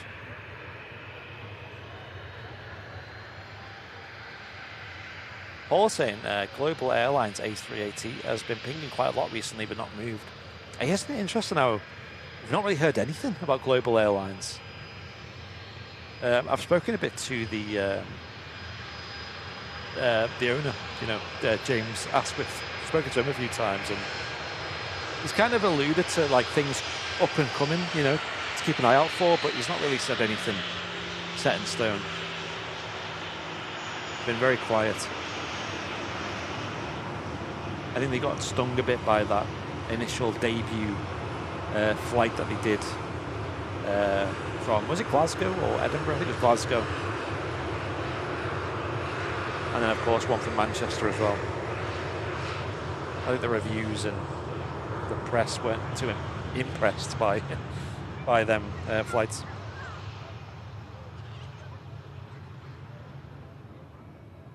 Who needs Netflix when you got Manchester Airport Live? Well, I'm glad you guys are enjoying.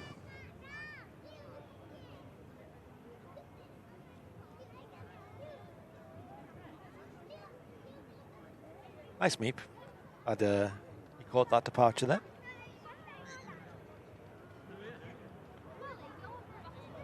Can you give me a flight to do in Microsoft Flight Sim 2024? It depends what you want. So you want commercial flights?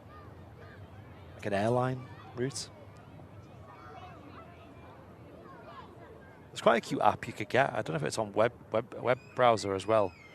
But basically, you pick an airport and it just gives you some random flights you can pick from there with like the airline and the flight number and just all the details. It's quite cute. Sometimes it's quite interesting just to go on Flight Radar though and just see some of the routes and just pick one from there.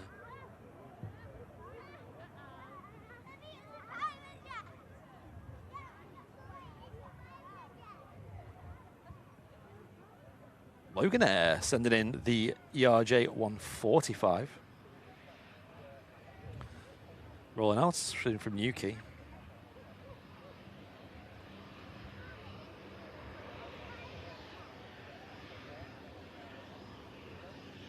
Got Fleet Log open up here, the plane spotting app that we made. Great to see so many people still using Fleet Log as a platform to log the aircraft they see.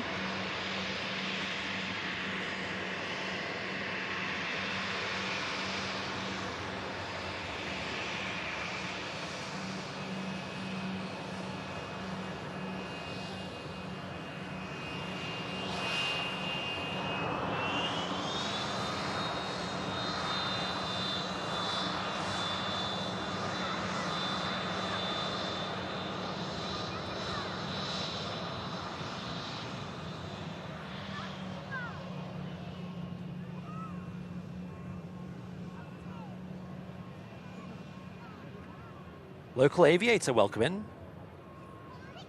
Hello to you. Brussels Airlines heading back home to Belgium on the taxi out.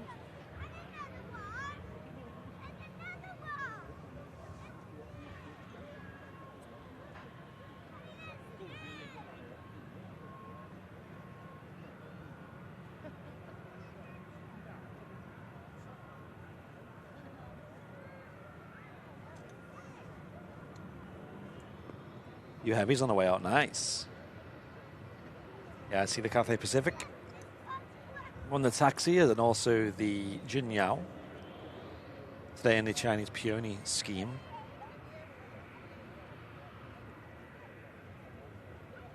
Nice one, Flying Architect. Glad you're enjoying Fleet Log.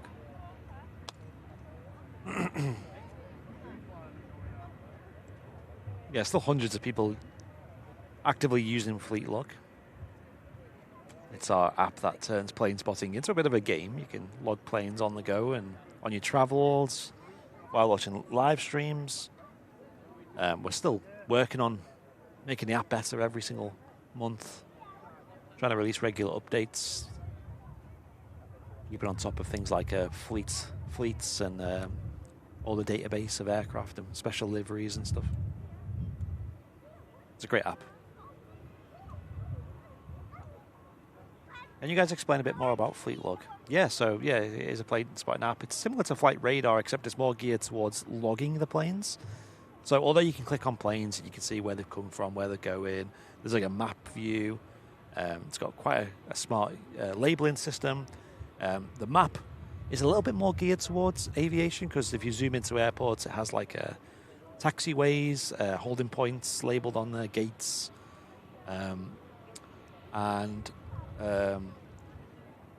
of course, you can build up logs. You can build up fleets. You can unlock different fleets as you log them. You can build up all the different aircraft that you've seen in the fleet. So you can see what you're missing.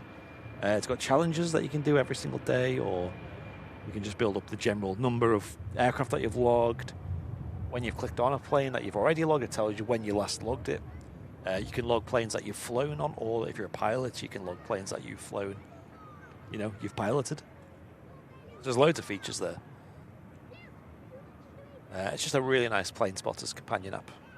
Whether you're just interested in just taking logs of planes that you've seen or flown on, or you're more pro and you like, collecting registrations, collecting different aircraft, trying to see every single aircraft in the fleet and so on. It's yours to choose. We're always looking for photographers on there as well, so if you're into aviation photography and you have a Fleetlog membership, you can head on over to fleetlog.app, the website, and click on Core, which is like how you access your account on the back end, and you can upload photos there too. For specific aircraft and specific airports now as well. The airports have photos as well.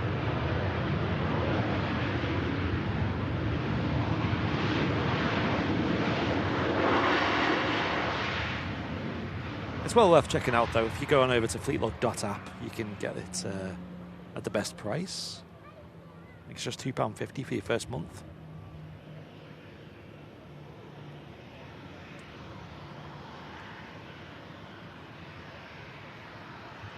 I'm sure many people in the chat could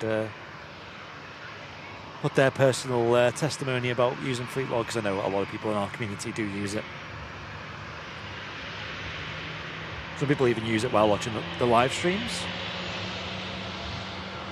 Just adds that extra level of interactiveness. And we have got plans to integrate it more into the live stream, so we can bring up like your logs and things that you've seen on the streams up on the stream, and the information about the aircraft and so on, and how many times it's been logged and who's logged it, etc.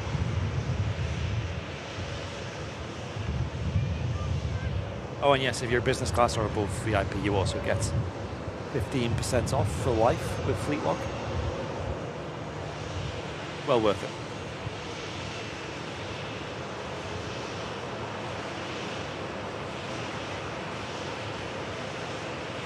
Yeah, you build like a database of all your logs. There's a tab where you can see all the aircraft that you've logged, and it breaks it down by spotting sessions and also the location as well. So if you've seen it overhead, it automatically notices that, or if it was at an airport.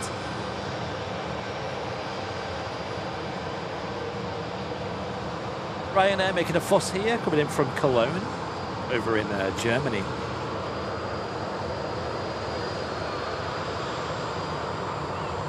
So that engine could do with a bit of a clean.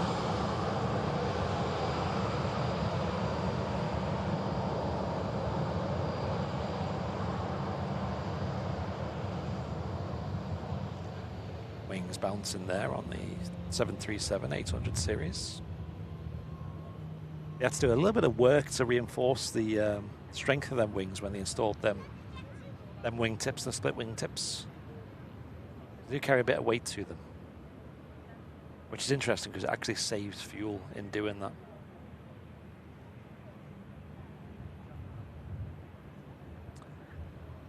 Junyao is now lined up on runway 23 left, heading back home to Shanghai.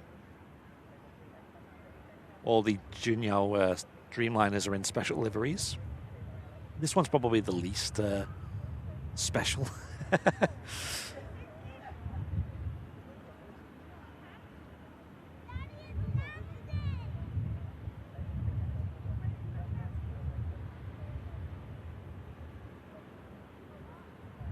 Nice one, Dino. I hope you enjoy Fleetlog.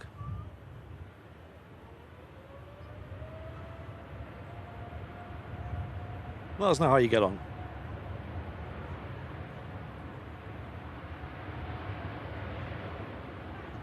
We're really proud of the app. I think it works really well.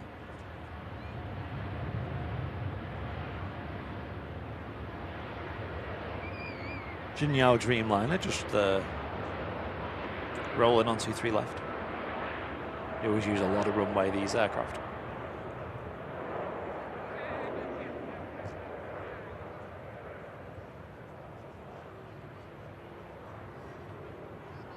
Still going.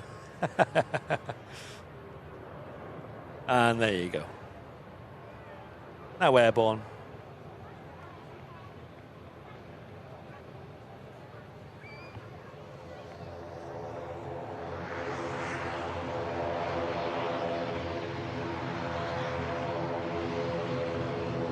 Tell you what, it's lovely when that sun's out, isn't it? Yeah, it's nice.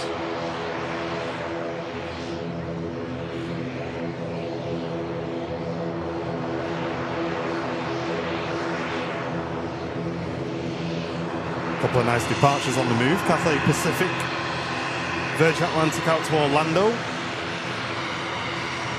And the Junyao that's just departed.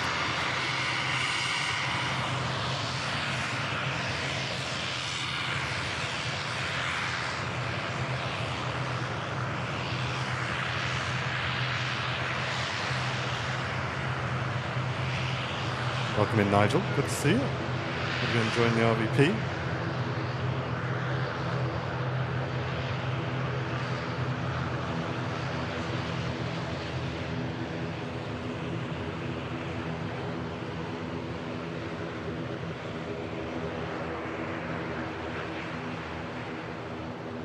No, I've not done so. I've not watched it yet.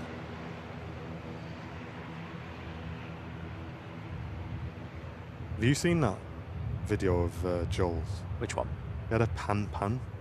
No, I've not seen that one. I've seen his one where he flies down south from Liverpool. Does an IFR flight. Really enjoyed that. Yeah, I enjoyed that one as well. Yeah. Oh, can we get Susie banned, please?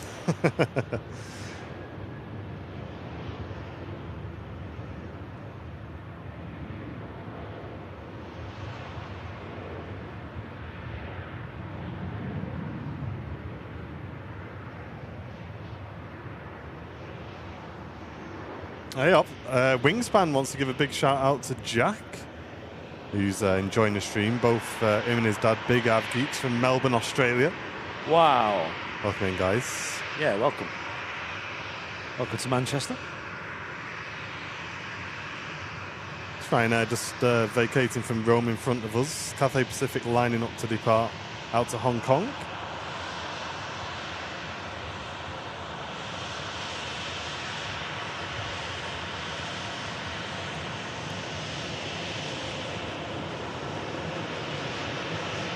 Oh, Joanna, you got a yellow warning for thunderstorms.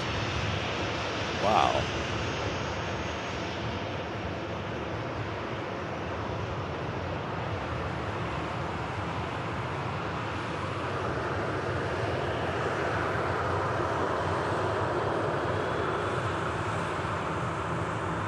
Off goes the Cathay Pacific A350, rolling on 23 left.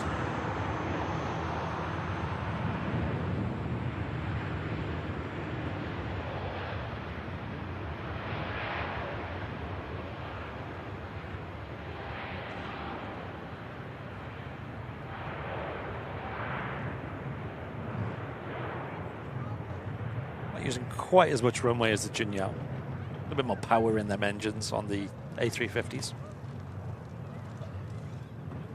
Sometimes they rotate really early. You see with Virgin Atlantic with theirs. Even if they're going all the way to Las Vegas or Orlando, still use not too much runway.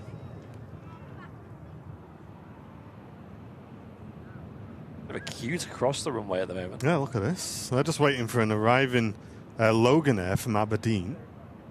Flight time of 57 minutes, so 10 minutes slower than the one on the last show.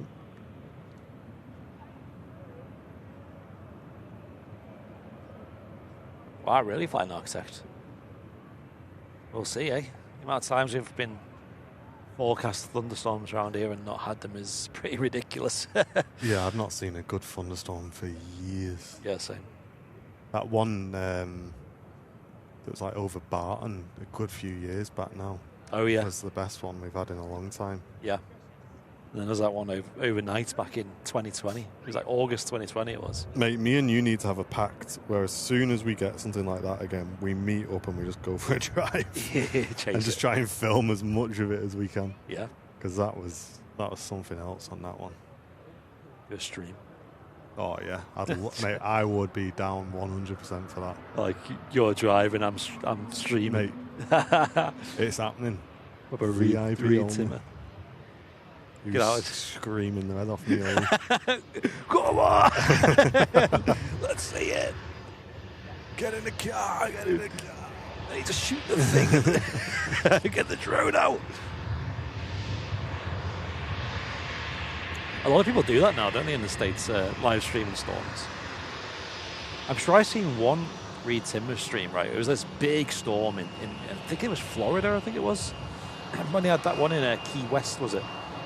And they must have had about 8 different live streamers on this one show. So like they had like feeds from like 8 different teams, essentially. Yeah, that's right. Yeah. It's like mad, like the level of coordination that must take. Mental. I think they all just go out to different zones where they're hoping to see it, and then just hope one hits, don't they? Yeah. That was a big storm, that though. Yeah, Dion. Yeah, it tracks helicopters and VFR, and military as well. Yes. Anything that's picked up by our feeders with a transponder should show.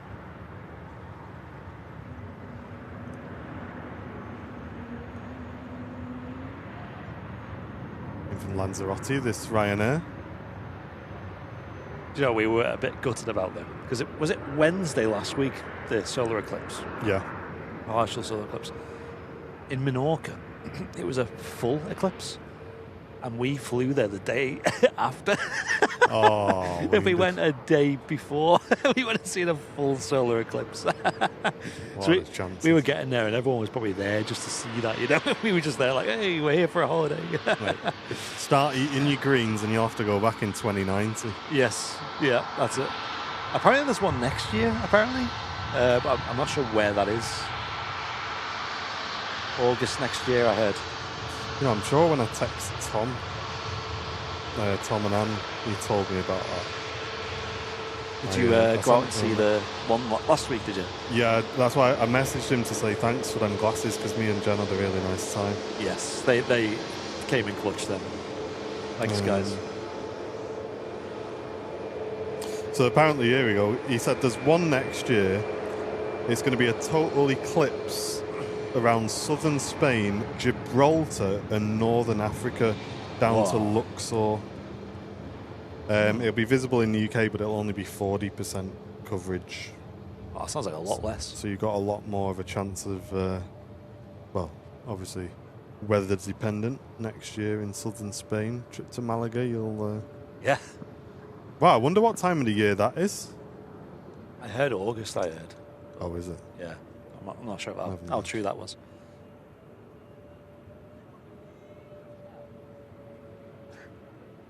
But yeah, them glasses. Because we were in the back garden and we seen our neighbour in the back garden trying to see it, but she didn't have the glasses. And we were like, should we go and give her some of ours? Just to let her Me see. and Jen were exactly the same. Yeah, like, so we went out in the front garden. She was in the front all of a sudden. I was like, yeah, try these. And she was just blown away by how good them glasses are. Yeah, it's surreal, aren't they? We went to the park by us, and there were a few people like sat around us. And like, I didn't want to like take away from me and Jen enjoying it, but I also kind of felt like I needed to share them with people who didn't have them. And yeah. So I do you want to have a quick look? And we saw one of our, not a friend, but like she walks her dog, and we say hello every few days or whatever.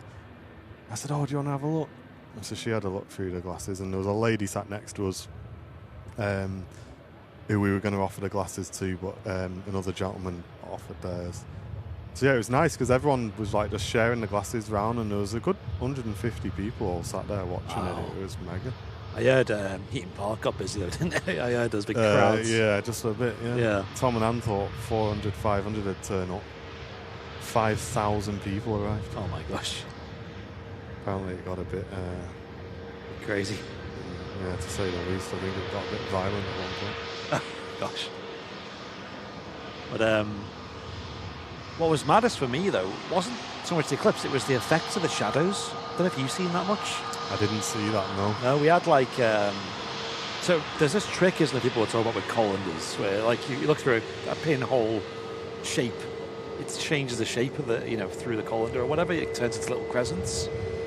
But the shadows of trees were just so trippy. Because like all these shadows had like weird shapes to them. Are these them pictures you put up? Yeah, like shadows of trees. Right, because I saw a few pictures that Sam put up of the garden fence, and I was looking at it, I was thinking, I'm missing something here. I don't know what I'm looking at. Yeah.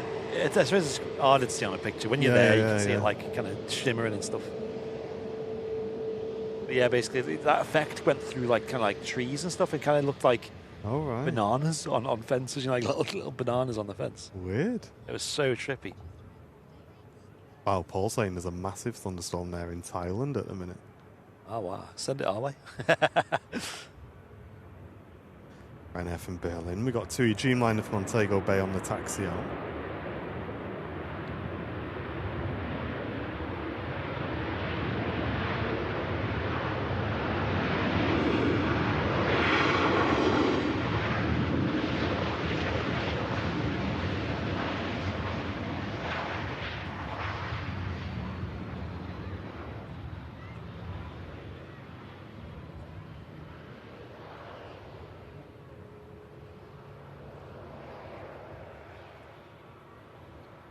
Nice steady flow of traffic here in Manchester today.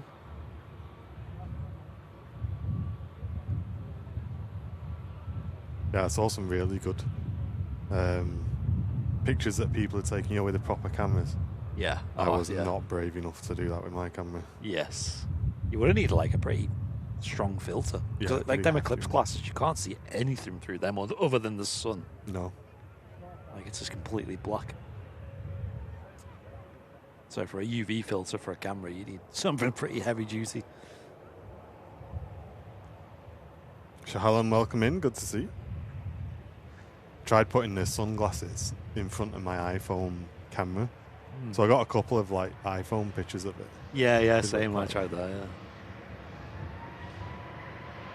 And it was mad how much of the sun was covered, yet it was still quite light. Like, it did have a bit of an effect. It was a bit darker. But no darker than if just a cloud was in front of it. It's we kind of got like an evening light. Yeah. It's the only way I can describe it. Yeah. Especially we went back in the house as it was still happening, and it was just felt dead odd. Like it was just like it had gone evening and all the house lights were off, and it was just all the rooms were dead dark. Jen was laughing because we watched it go right across the sun, and it had done the full eclipse and then started going the other way. I was like, right, I want to go now. She's like, what do you mean it's not finished yet? I'm like, yeah, but United are on in 10 minutes. She's like, what do you mean you're not going to see another one of these? I'm like, yeah, well, I've kind of seen what it's going to do. It's just going to go out the other side now. You've seen it all, and yeah. So Jen just stayed out watching it, and I was like, yeah, I'm going to go back and watch United. She was sat out in the front of the house just watching the last bit of it. No, I've not, Dad, but I'm under strict instructions that I need to order one for Jen's birthday. So, yeah, that's mad, that. Did you know that, chat, that if you go to Costco, you actually have to order the carrot cake now? You can't just go and get one. Oh, right. And that's the thing that everyone buzzes about, isn't it, in Costco, the carrot cake? It's decent, yeah. But yeah, we went in and I was going to surprise Jen with one. And she said, oh no, you got to place a pre-order for him now. Which is a bit odd. I don't, because they got loads of other cakes out. Maybe, I don't know. Why would that be? I wonder why that is. I don't know. Maybe just too many of them were getting left out and going stale or whatever. I reckon. I don't know. Just assume. Yeah, I forgot about them cakes though. They are nice. Big slices to them. Joanna saying that there's still no sign of a baby niece. 5 days overdue now. Really? But she met a new nephew, Luca, for the first time on Thursday. I don't think that's massively uncommon, though, to be overdue these days. Like, Sterling was 9 days. And worth the wait. It's worth the wait. No, I had a look, Audrey. I had a look if they did brownies. They didn't do them either. Or if they did, couldn't find them. I think I've had Costco brownies before. They're not that good. Though. They're not Audrey's, no. are they? No, they're not Audrey's, no. No, the carrot cake's where it's at for Costco. Richard saying just got a lightning notification for Newcastle. What? It's starting. Iceland Air 737 MAX with the green tail just arrived. And there's a TUI Dreamliner lining up over on the south side.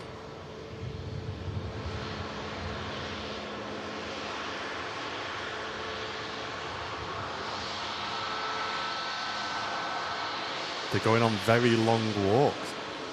If I was a woman, I'd be so scared of doing something like that. Imagine like out in the woods and then all hell breaks loose.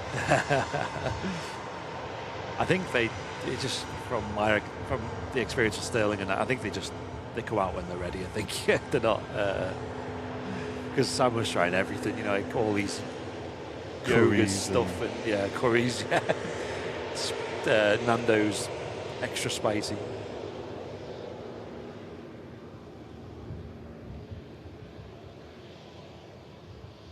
But he's here now, and yeah, he's doing really well.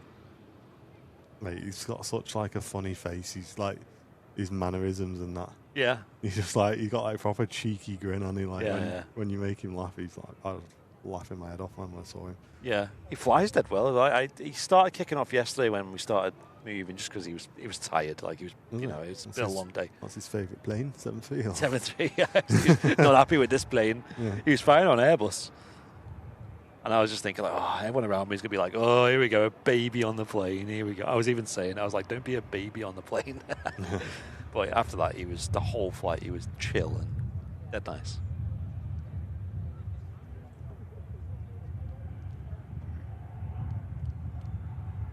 So there is the TUI Dreamliner lined up on 23 left. And this Aer Lingus is coming in from Dublin. Yeah, we had a 7.5 the other week, Paul. I think there is some more slated for later in the month, I think. We'll keep an eye on it. I think Matt sent a message through for some more. Let me have a look.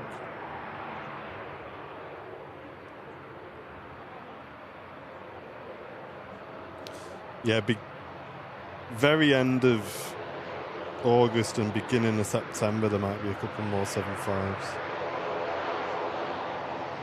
See you later, Dion. Enjoy Fleet Log as well. Okay, thank you very much. I'm sure you'll really enjoy using it.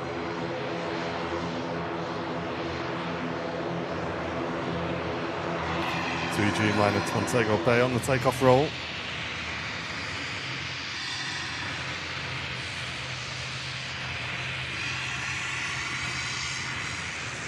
Chuck Morris tuning in from the US. Good to see you, mate. Hello. How's it going?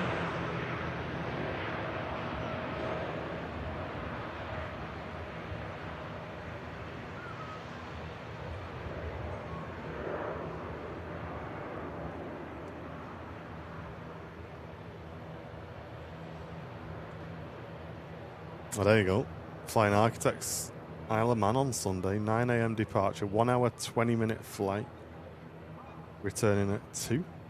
Nice, mate. Have a good trip.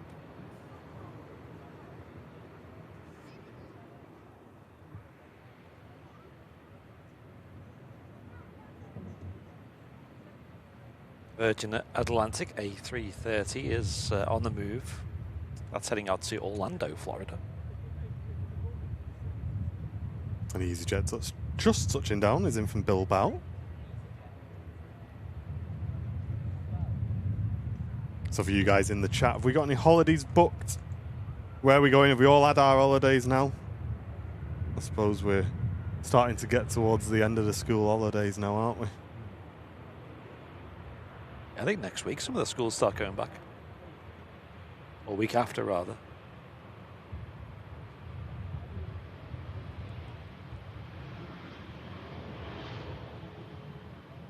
I remember when we were at school and it was the summer holidays just kind of feel like unlimited. It was like, wow, there's just so much time. We can just do anything we want. And then you kind of get to this stage, you're like, oh, I've got a week or two left. I really need to like do this and I really want to go and do that. And yeah. You start counting down the days then. End up playing San Andreas for the entire 6 weeks. Yeah. Or watching it. Yeah, United 12:30 on Saturday. First game of the season. Nice. Yeah, it's this weekend, isn't it? Premier League's kicking off. Yep. Looking forward to it. Was there anything noticeable about the friendlies, or always been? Yeah, we didn't play very well. It's always been hard to judge them friendlies. Yeah. Never really guns blazing. Yeah, I think we'll have to see, because we got 3 relatively, I say relatively easy, I think in the grand scheme of things, they're 3 games which we should expect to win at the beginning of our season. So I guess we can kind of judge off them first 3 games, really.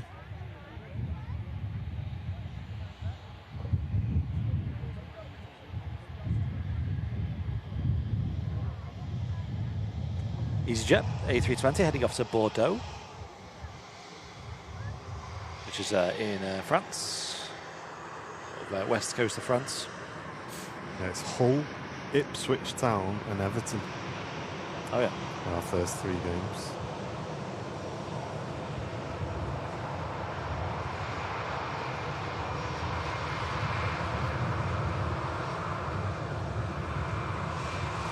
Mark's counting down the days. Says 343 days until he's off to Lanzarote. A fair play getting that booked in. Joshua is off to Cape Verde from Manchester next Wednesday. Wow. Enjoy that, mate.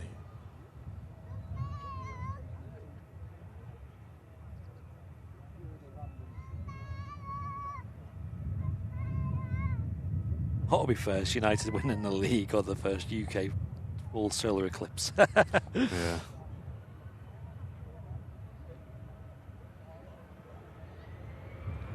That's the thing about Manchester United. They've got that pressure, haven't they, to like be at least near the top, if not the top. Yeah, 100%. But there's just so many really good teams they're playing against.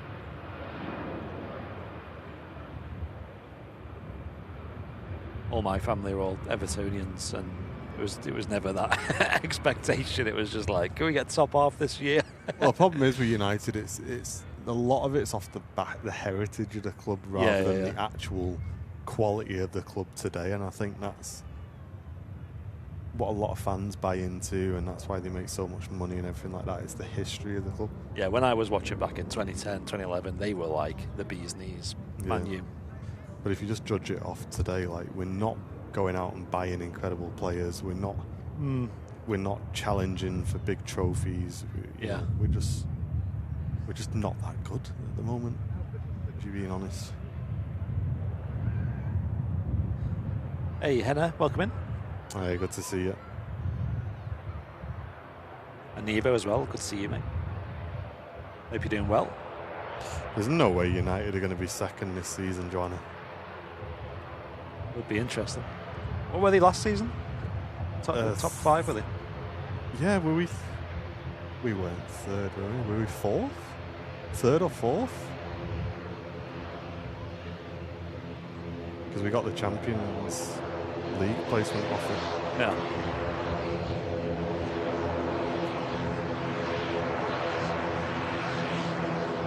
Pia leaves and Henna comes into the chat. Yeah. Have they ever been in the same room together? Yeah, we were third.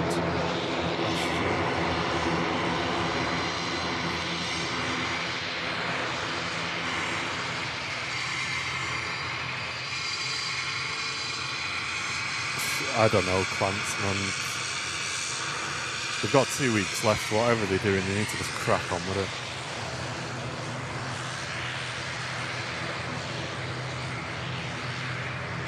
Hey, Razor, thank you very much for the Prime on Twitch. Hey, thank you, guys.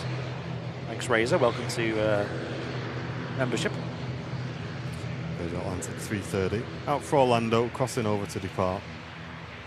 Behind a really nice livery we don't get to see too often.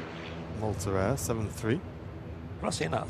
Henry saying Man U's blue away shirt is nice. Yeah, that looks smart. I saw that the white kit, which everyone really likes, the third kit, has been blocked from Champions League because the sponsor apparently has to match across all 3 kits, and they've put it on this other kit with no wording on it, just the logo. And apparently you're not allowed to do that, so I don't know what the crack is with that, but how dare you?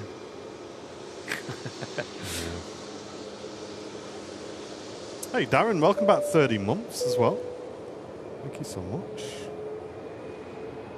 Danny saying no holidays booked for this year because I'm getting married next April and going on our honeymoon next September to the Maldives. Wow. Hey, it's worth saving up for, isn't it? That'd be incredible.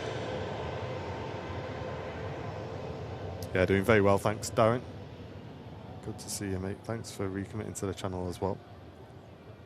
Malta Air taxiing in. This is a subsidiary of Ryanair.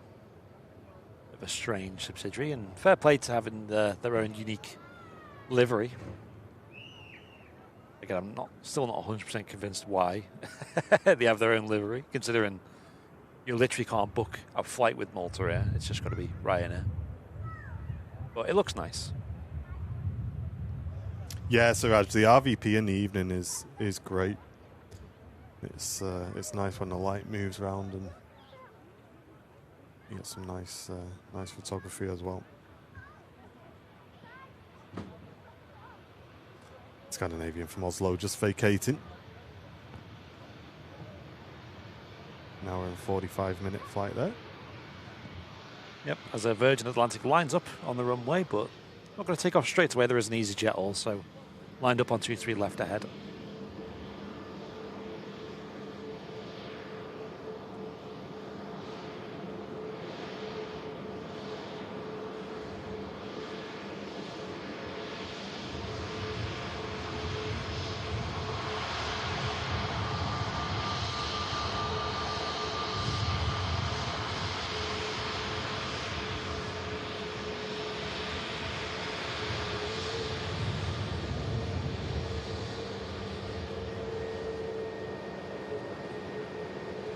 Hey, Loza, good to see you. How you doing? Happy Wednesday. Welcome in. Made it halfway through the week. The weekend on the horizon.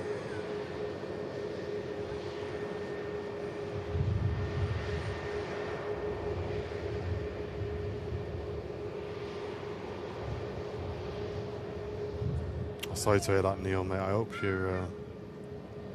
you get that sorted quickly, dude.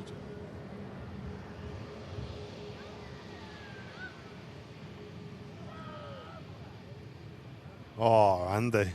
No way, mate.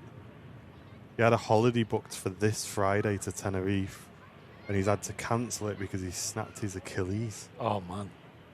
Oh, I'm gutted for you, mate. I don't know what's worse, doing that or cancelling your holiday.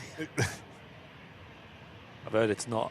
It's probably one of the most painful things Is it? You can break, I've heard.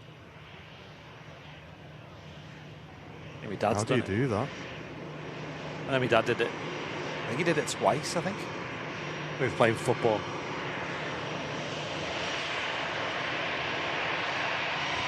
Oh, thank you very much, Darren. Really appreciate the donation, mate.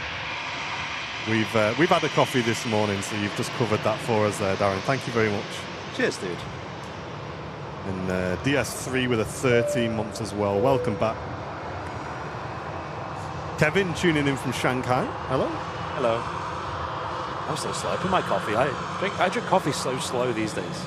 Oh, mine's been gone a good few hours. I don't mind a cold coffee. Tea, absolutely not. It's got to be hot, but coffee can be warm or cold. And RVP coffees are mega. Really good. I prefer them to like Costa. Oh, yeah, definitely. Virgin Atlantic A330 roller. Oh, nice Loza. Waiting for the 380 at the pub. Wow, nice one. What a great day, mate. Seeing some of the Airliners Live community went over to the airport pub on the weekend. Looked pretty incredible.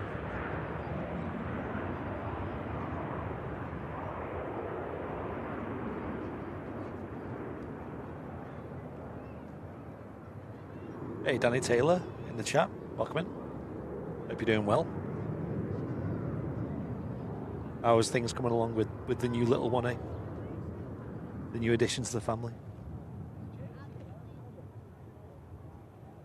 Hey, Henry, thank you for the 4 months. Welcome back to business class membership. What lens do we have? It's a 200 to 600mm lens, this, that we're using now. Great lens for this location. Peak is off to Vegas in 31 days. Wow. Smithy strained his Achilles. Can't imagine snapping one. Yeah, not for me. Don't think I'm active enough to worry about that. that's yeah. See, if there's ever a thing for being lazy, that's it. Does have its upsides, you know. It does.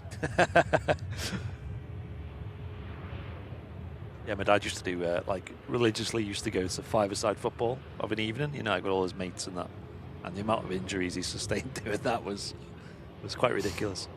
My belly's upside all the time when I'm lying on the sofa.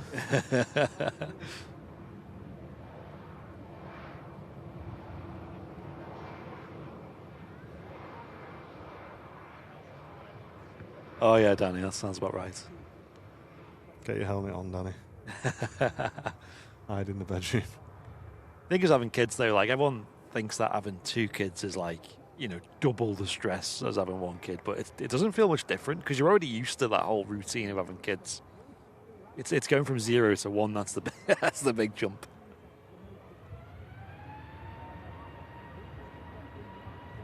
Although you do get people who have a lot of kids, and I can't imagine that. Mate, is it not like prestiging early on Call of Duty? You're just back to the beginning. Literally, kind of thinking, right, I'm on an 18-year clock here.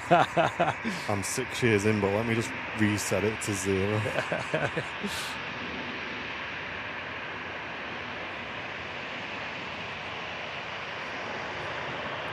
But that's the thing, man. It used to be the case, didn't it? It's like, oh, you have kids, and by 18 they're going to be out and looking for their own place and this, that, the other. Like, nah, man, not anymore. No. Like, you're genuinely like 25, 26, 27. Like, oh yeah. Obviously, you hope they're in a good job and they're doing well and everything like that. But I don't think it's unheard of to struggle to move out. I think we'd still be renting if we were in a 100%. our old job. Absolutely. So lucky to be able to own a house. When did I move out? I moved out when I met Jen, so I can't remember how old I was, but a few years ago then. It's a good few years ago, yeah, but definitely wasn't like 18, you know what I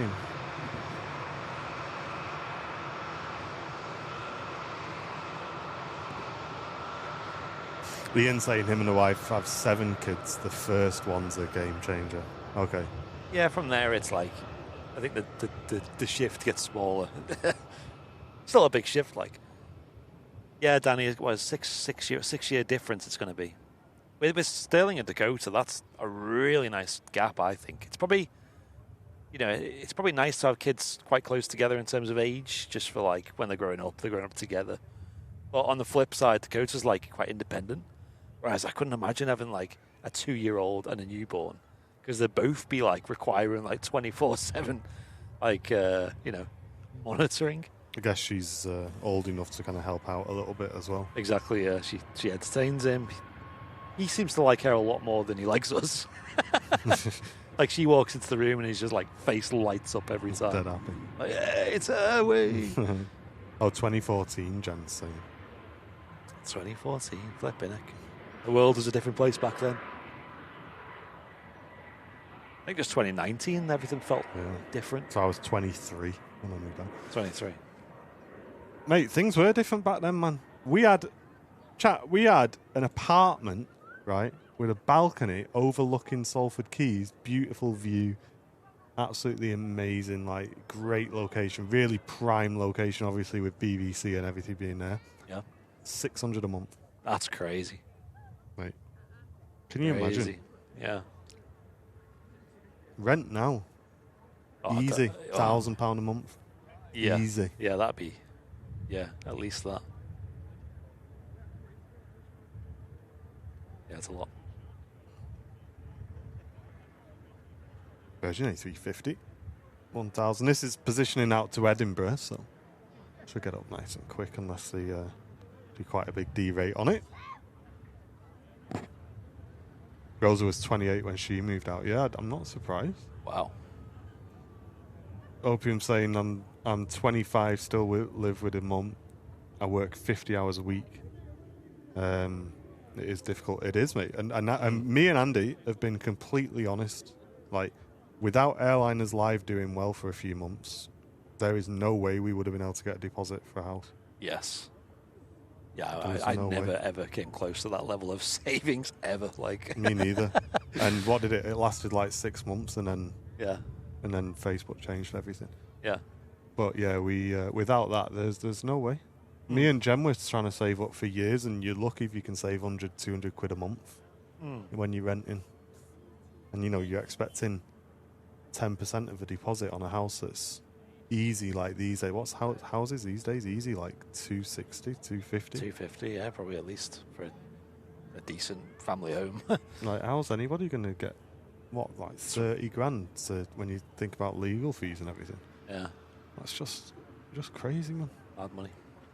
Especially if you're already renting. Yeah, you're in a trap then, aren't you? But if you are, just a little bit of old man advice from me, and probably Andy would back this up as well. And my dad's going to laugh at me because I remember he used to tell me this all the time.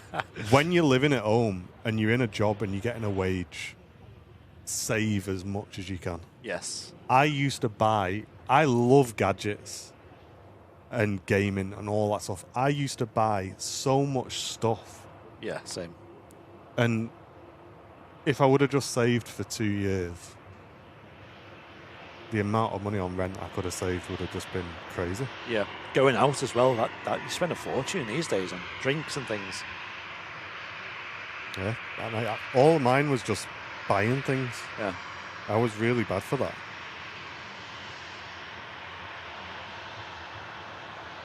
So yeah, there's some old man advice.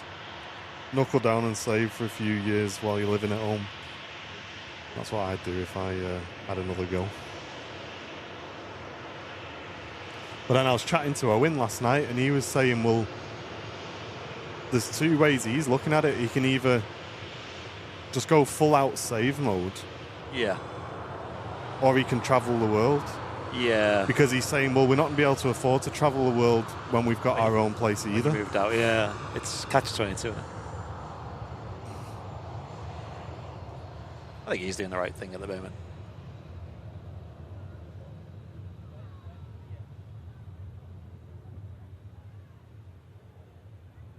My plane spot. Yeah, that's the thing. New lenses, new cameras. Yeah, honestly, man, it is what it is. I get it completely, but knowing what I know now, yeah, I wish I'd listened to my mum and dad a bit about that, for sure. Luckily, I got a second chance with Airliners Live, but yeah,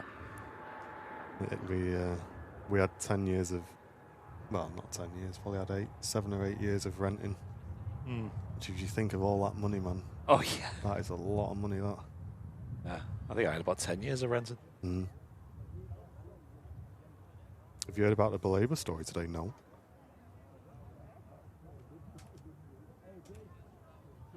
Now watch this, guys. This plane will take off quick. It should do. Sometimes it derates the engines quite a lot, but it's only going to Edinburgh, so. Ooh, Very Fabrizio. light. Hey, here we go. United are set to sign Carlos Belabor. Ah. Okay, that's good news, chat. That's good news. Whoa. Close to being done. Close to a full agreement. Thank goodness. All right, let's keep our fingers crossed that gets over the line, chat. Definitely help us out in the midfield, that. Just need a left back now. Anybody got a left back? Going cheap. Because I tell you now, Luke Shaw's not going to play 2 games a week. Absolutely not.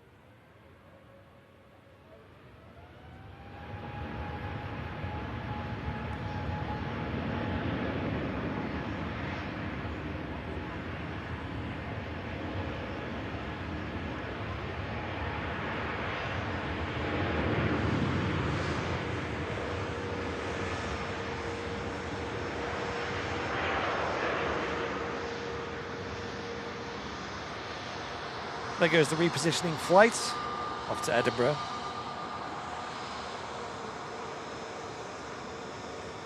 I would love to see what these could do if they were empty and they did a full toga takeoff. Yeah, exactly, Jen. I mean, look at me and you. We wouldn't have been able to move out if we didn't rent. So,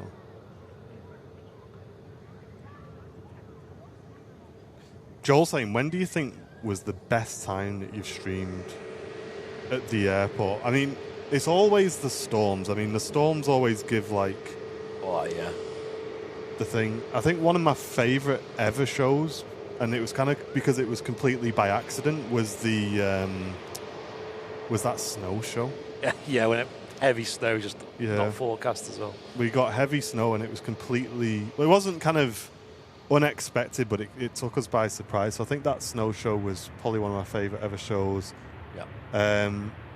In terms of just streaming in general, I think the 747 retirements have to go down as.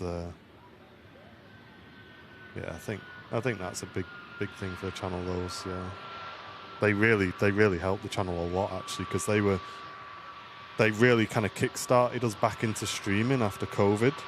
Yeah.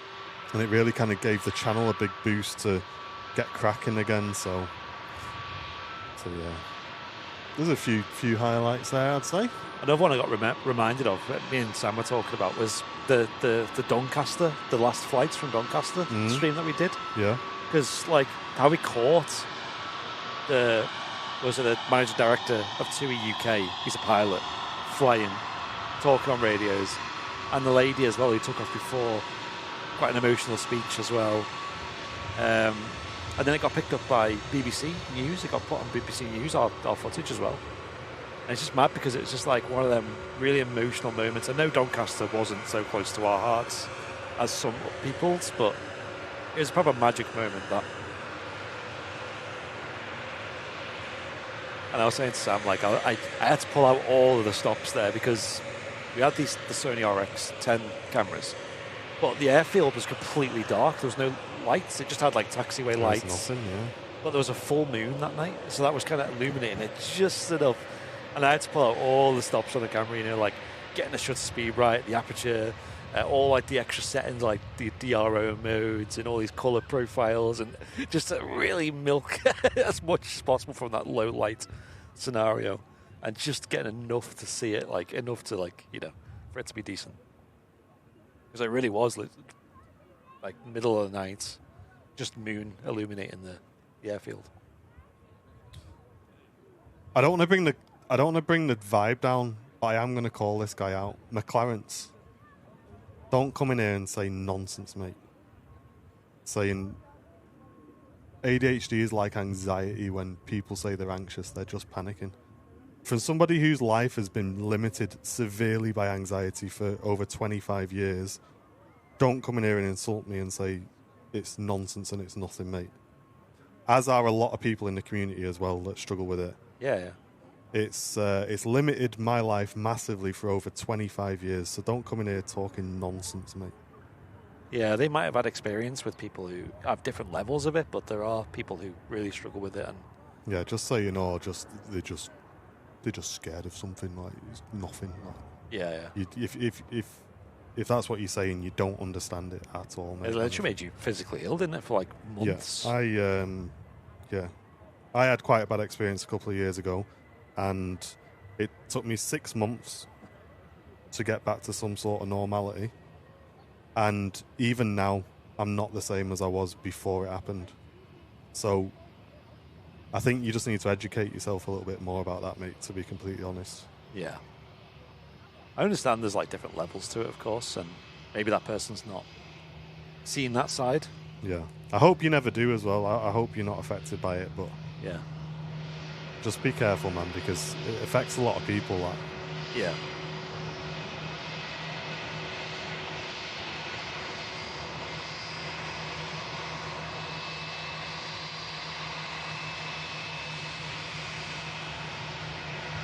Well, coming in, next arrival from Barcelona.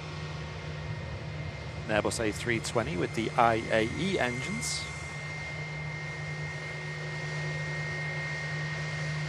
And we do have the super loud Hainan A330 pinging up on the ground here in Manchester.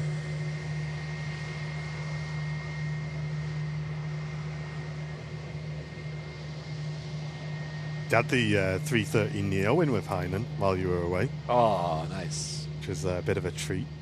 Yeah, I think both are nice. Like, you got 330 Neo, looks great, sounds great, and then Hainan, I don't know, some reason, whenever they depart on the 330 Classics, they always sound mega. I don't think you just give it a little bit extra power, I don't know.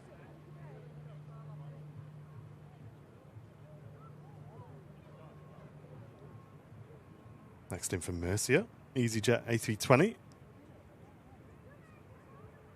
Yeah, mental health is like an extremely real thing, and I you know, everyone has different experiences with it. Where, you know, if they know somebody who's had it or had it themselves, it is important just to know that it is like a sliding scale of severity. That some people get it really bad.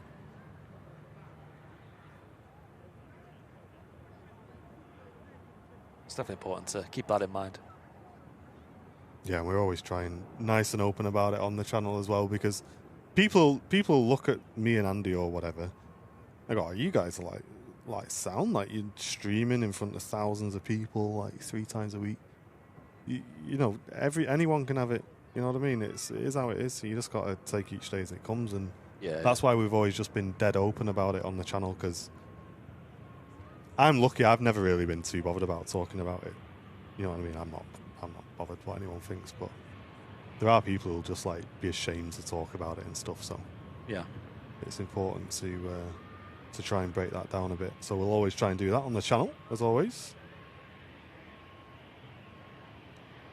EasyJet just vacating. This is coming from Mercia.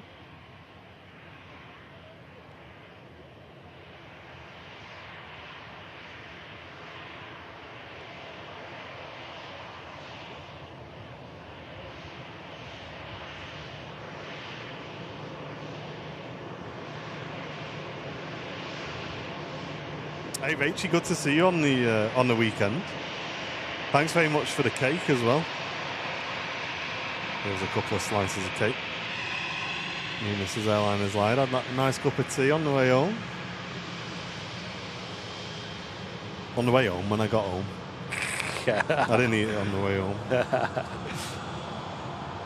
Jen wouldn't have let me back in the house if I did.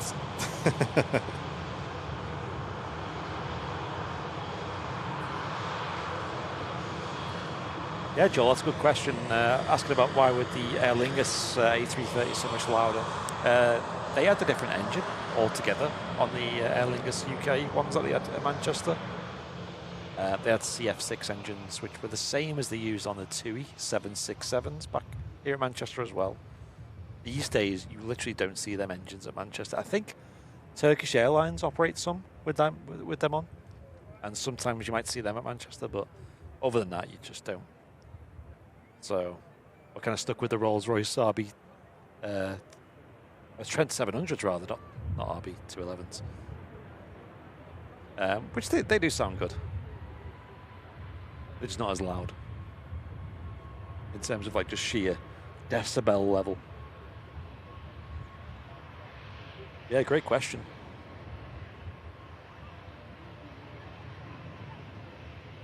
The CF6 has also had like this really distinct ringing noise when they were idling. So with the Aer Lingus, you could always hear them before you could see them, you know. Same with the TUI 767s back in the day.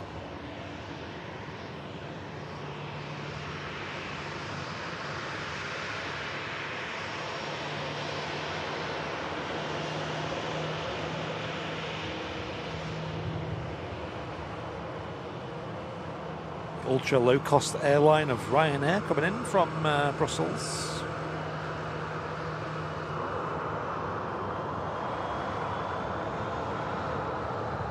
Rain's in Runcorn saying, Johnny, it's on the way. Whoa. We got 15 minutes, Johnny. Hopefully the rain's... We've been very lucky, actually. It has stayed off, hasn't it, for the show? But it's looking very, very dark now behind us, Andy. It's... that's right. I can't see that way anyway. I can't turn my head that way. The air tankers always sounded good. Yeah, they do, Rosa.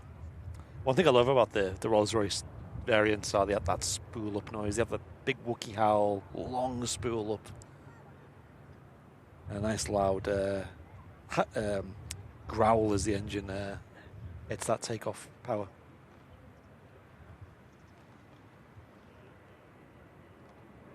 As the blades of the engine go transonic, it makes that growl noise. Same with the A350s as well.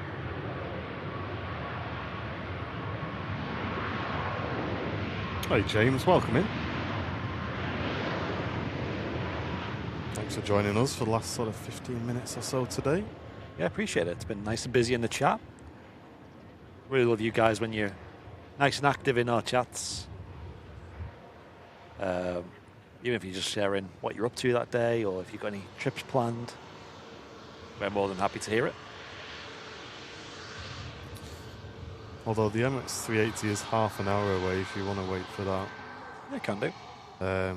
We do have the Saudi Dreamliner on the way in, but obviously Smithy's not here, so it's in the standard livery, do you know what I mean? Yeah, it's in the Wednesday scheme. That's how it is. As Joanna says.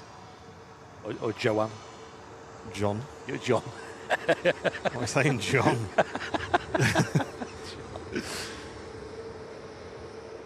I think we can change names in Discord, can't we? Every day you log into Discord, I'm picking a different one. Oh, that's genius. I'm just going to keep changing it.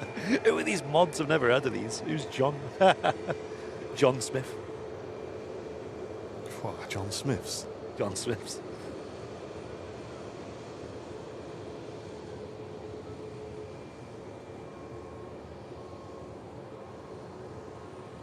Yeah, I think so. Sorry, Andy. I think so, 353. I think, and I've said that sort of to my mates as well. Like, I genuinely think social media's caused that. You know, people just like a good scrap, don't they? And arguing with people and trying to get their point across. I think if you just start out, just be nice to people and just, you know, just think you don't know what's going on with everybody. Do you know what I mean? Individually, you don't know what's going on behind the scenes. You don't know what they're struggling with or what they're dealing with, and not everybody is as open about it as maybe other people might be, you know. It's it's one of the reasons I really try and stay off social media as much as I can, I think. Everything's like minimized in social media, and to a point. Like you know, if you've got like something you want to say, it has to be minimized for the algorithms. You know, like you have to pick a side, or you have to have a viewpoint on everything. Oh, everyone has to be on a side, don't they? Yeah, nothing's nuanced anymore. Nothing's like. I think what's accidentally a good thing is, I know everyone goes on about fake news on social media and, you know, people influencing social media by spamming like fake news, and no one knows what to believe anymore. Yeah. Although you can see the negative side of that for the people who just blatantly believe everything they see. Yeah. From my point of view, it's actually been a good thing, because it's made me just think, you know what? It's not worth being on here. Yeah. Because you just don't know what's true and what's not. So I'll just get off. And it's actually like got me to get off social media quite a lot. Yeah. So for me, it's been a bit of a what's the word? Catalyst for like getting off social media. I'm the same. I'm always like asking myself, like, do I really need to like fall into this rabbit hole of, you know, of certain politics or certain news or whatnot? Like, is it really like, do I need this in my life? I've for the last, how long have I been doing it, Jen? Maybe like the last year or something. I've been saying to Jen, and I know this is a bit selfish, but it is how it is. Yeah. I've just been saying to Jen, unless it's affecting my front doorstep, I'm just staying out of it. That's all you can do. Like, you can't worry about everything, you know what I mean? Yeah. Well, as humans, we're not meant to be able to see as much as we can, you know. Like, for 99.9% of human history, it's like we've not known everything that's going on in the world. You just knew like what was going on in your town, or like massive global news. Like it's probably important to know, but the news these days isn't too helpful, I don't think. No. It's raining at home now, saying Sam. Oh no. Are we going to survive till I mean, let me have a look at the weather radar. If it's going to chuck it down before this 380, then obviously it might ruin the show anyway. It would.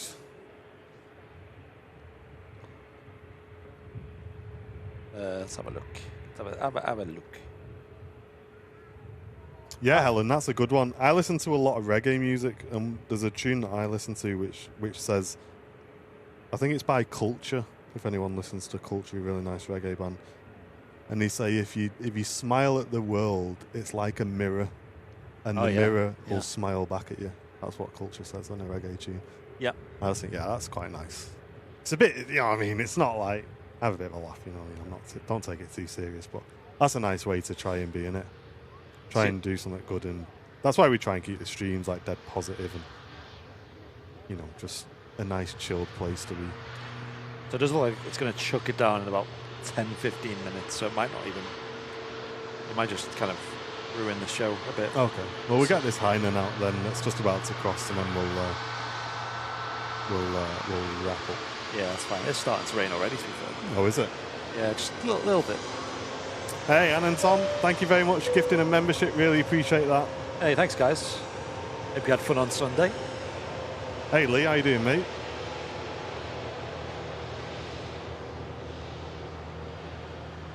That's proper forklift, that, isn't it? You have to Costco with that, is he? I think he's off to get his steaks, yeah. 15 quid steak. He's ordered his carrot cake early. Yeah. How many free samples could he get on this?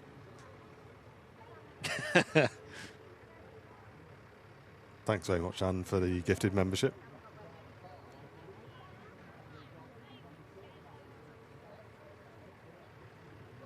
Next live show, guys, I believe is Friday. Matt's not away this weekend, is it? No, he's away the one after, yeah. Yeah, so this Friday, guys, Matt will be live, I'm sure, for you guys. He's been doing earlier shows since the school holidays started. Yeah, he's been doing sort of 9 o'clock starts, hasn't he? Yeah, and finishing at the same time. Gotta love him. We always say to Matt, you don't have to do shows that long, you know, but he does them on his own accord. I think he just loves it. So yeah, do stop by, support Matt, of course, on his show on Friday. All your support helps covers the channel and him personally, which I do love that. So he usually goes live about 10 a.m. on a Friday, but lately he's been doing 9. So do keep an eye out. Don't forget to join our WhatsApp channel. It's not a group chat, it's called a channel, which is where you can follow us on WhatsApp. It basically just means you get an alert when we go live or when we do a post about show changes or updates on the channel. So I would really recommend you join that if you do have WhatsApp, rather than kind of digging through our social medias and hoping you see one of our posts. Because we might post something quite important on there, things like big giveaways, big shows coming up, or show changes. Because throughout the summer we do like to do the occasional evening stream as well. And I think, as Martin said, I think we have about 400 people following us over there, which is great. There's a link in the chat as well if you can't scan the QR code that's on screen.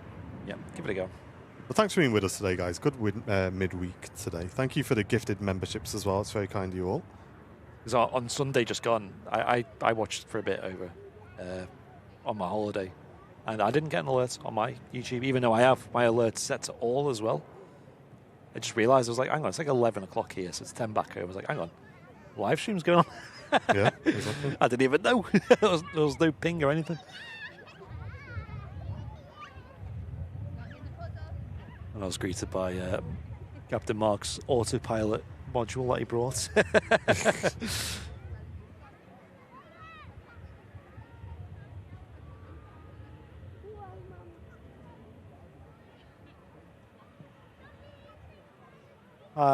Virgin Atlantic A350 heading out to Orlando. Beautiful aircraft. What a flight this would be to be on. Very jealous of those on board.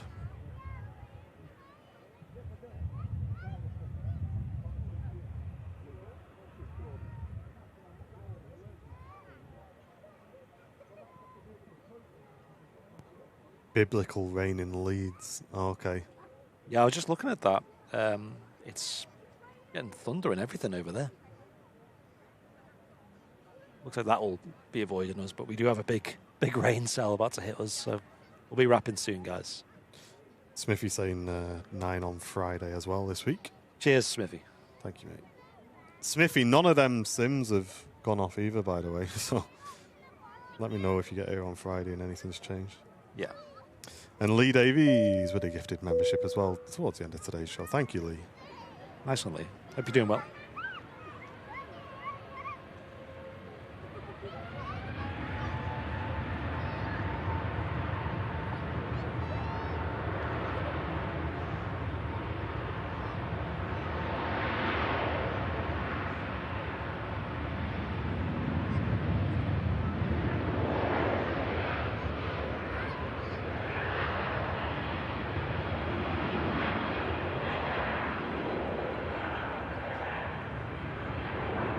So what, this country is thankful to be getting a bit of rain, though.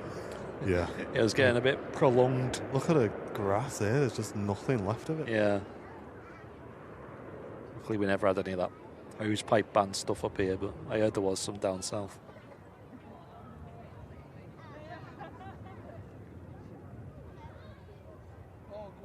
Oh, and John, thank you very much as well. Right at the end of today's stream with the 5 gifted membership, pushing us over 20 gifted today. That's very kind of you, John. Thank you for that. Thanks, Joan. Yeah, as you can see, chat, look at your screen how dark it's getting. We will escape after this Heinen departs, if you don't mind, because it is absolutely going to lever it down looking behind us at the moment. Yeah. So we'll get this Heinen out and then we'll be back with you on Friday. And Mark with the gifted membership going to Higgy Higgins. Thank you very much, Mark. Hey, welcome, Higgy Higgins. And cheers, Mark. Very kind of you.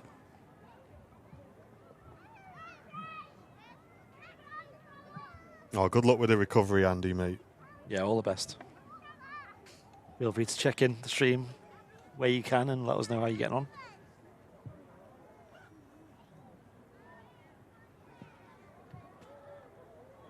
Hi, Nan. Just taking a little bit of time to line up on the runway. Yeah, there's a Lufthansa out just before it.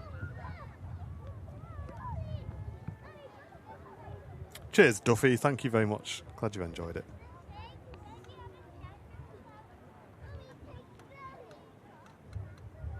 Thank you very much to our moderators as well today, looking after us.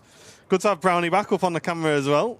Yeah, boy. Yep, definitely not in Menorca anymore by the looks of it. No, look at the rain starting already.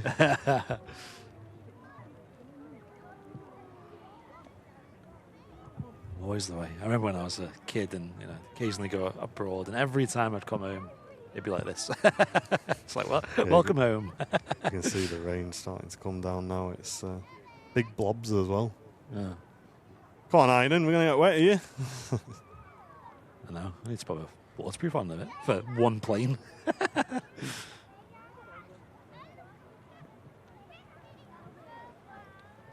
Oh, it really rained heavy here, Mike, overnight. He said in Oxfordshire they didn't have enough really to get the ground wet. But wow. Yeah, the rain was really heavy last night. It woke me up. Yeah, we've had our fair share.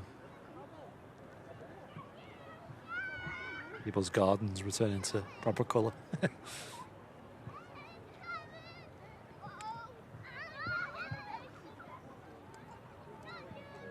You'll soon lose that sun. I don't think I got much, really. I wasn't really sunbathing much. It was just a case of going in the pool and then going out for drives and stuff.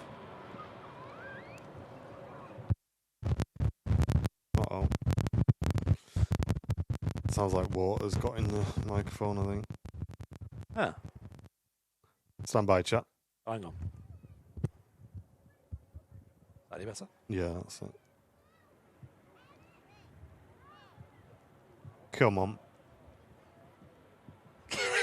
This is taking the mick here. Like we're trying to we're not putting waterproofing on all the cameras and stuff. That takes about 5 minutes.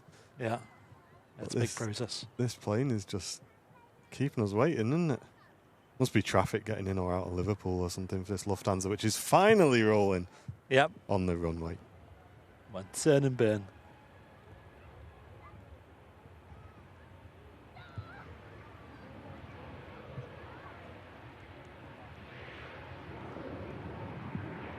As much as I love flyer watches, I've been wearing my watch so much that I've got a proper tan line under my watch strap. Oh, have you? I was trying to even that out on my trip, and I don't think I've done No. Can you see it? That's kind of not works. Look at it.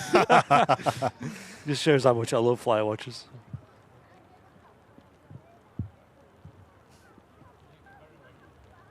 Come on.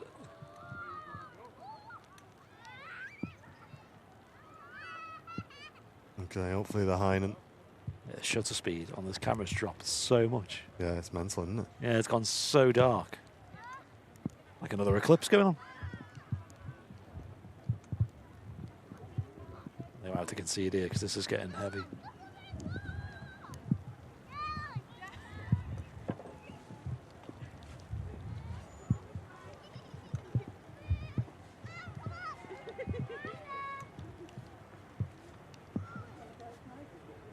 Hey, wow, how dark it's just gotten all of a sudden. Weird, isn't it?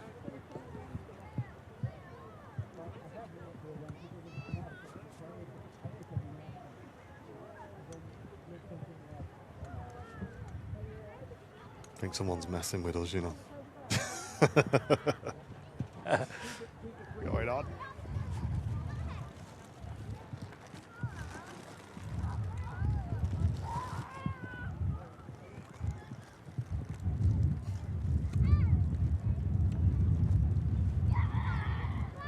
Come on, Heinen. You've ever waited this long for a plane? Another eclipse. It feels like it. It's gone very dark all of a sudden. The shutter speed for those inter cameras was 1/800th. It's now 1/100th. It just shows the stop difference.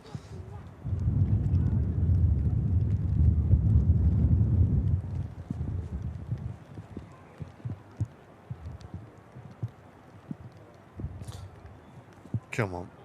Chat, we'll give it another 30 seconds and then we're going to have to wrap because the camera is not waterproofed at the moment. It's, Could be a very expensive show otherwise. I'll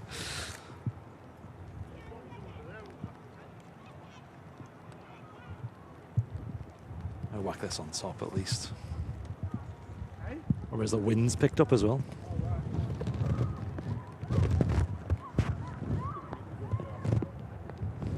That's kind of helped a lot.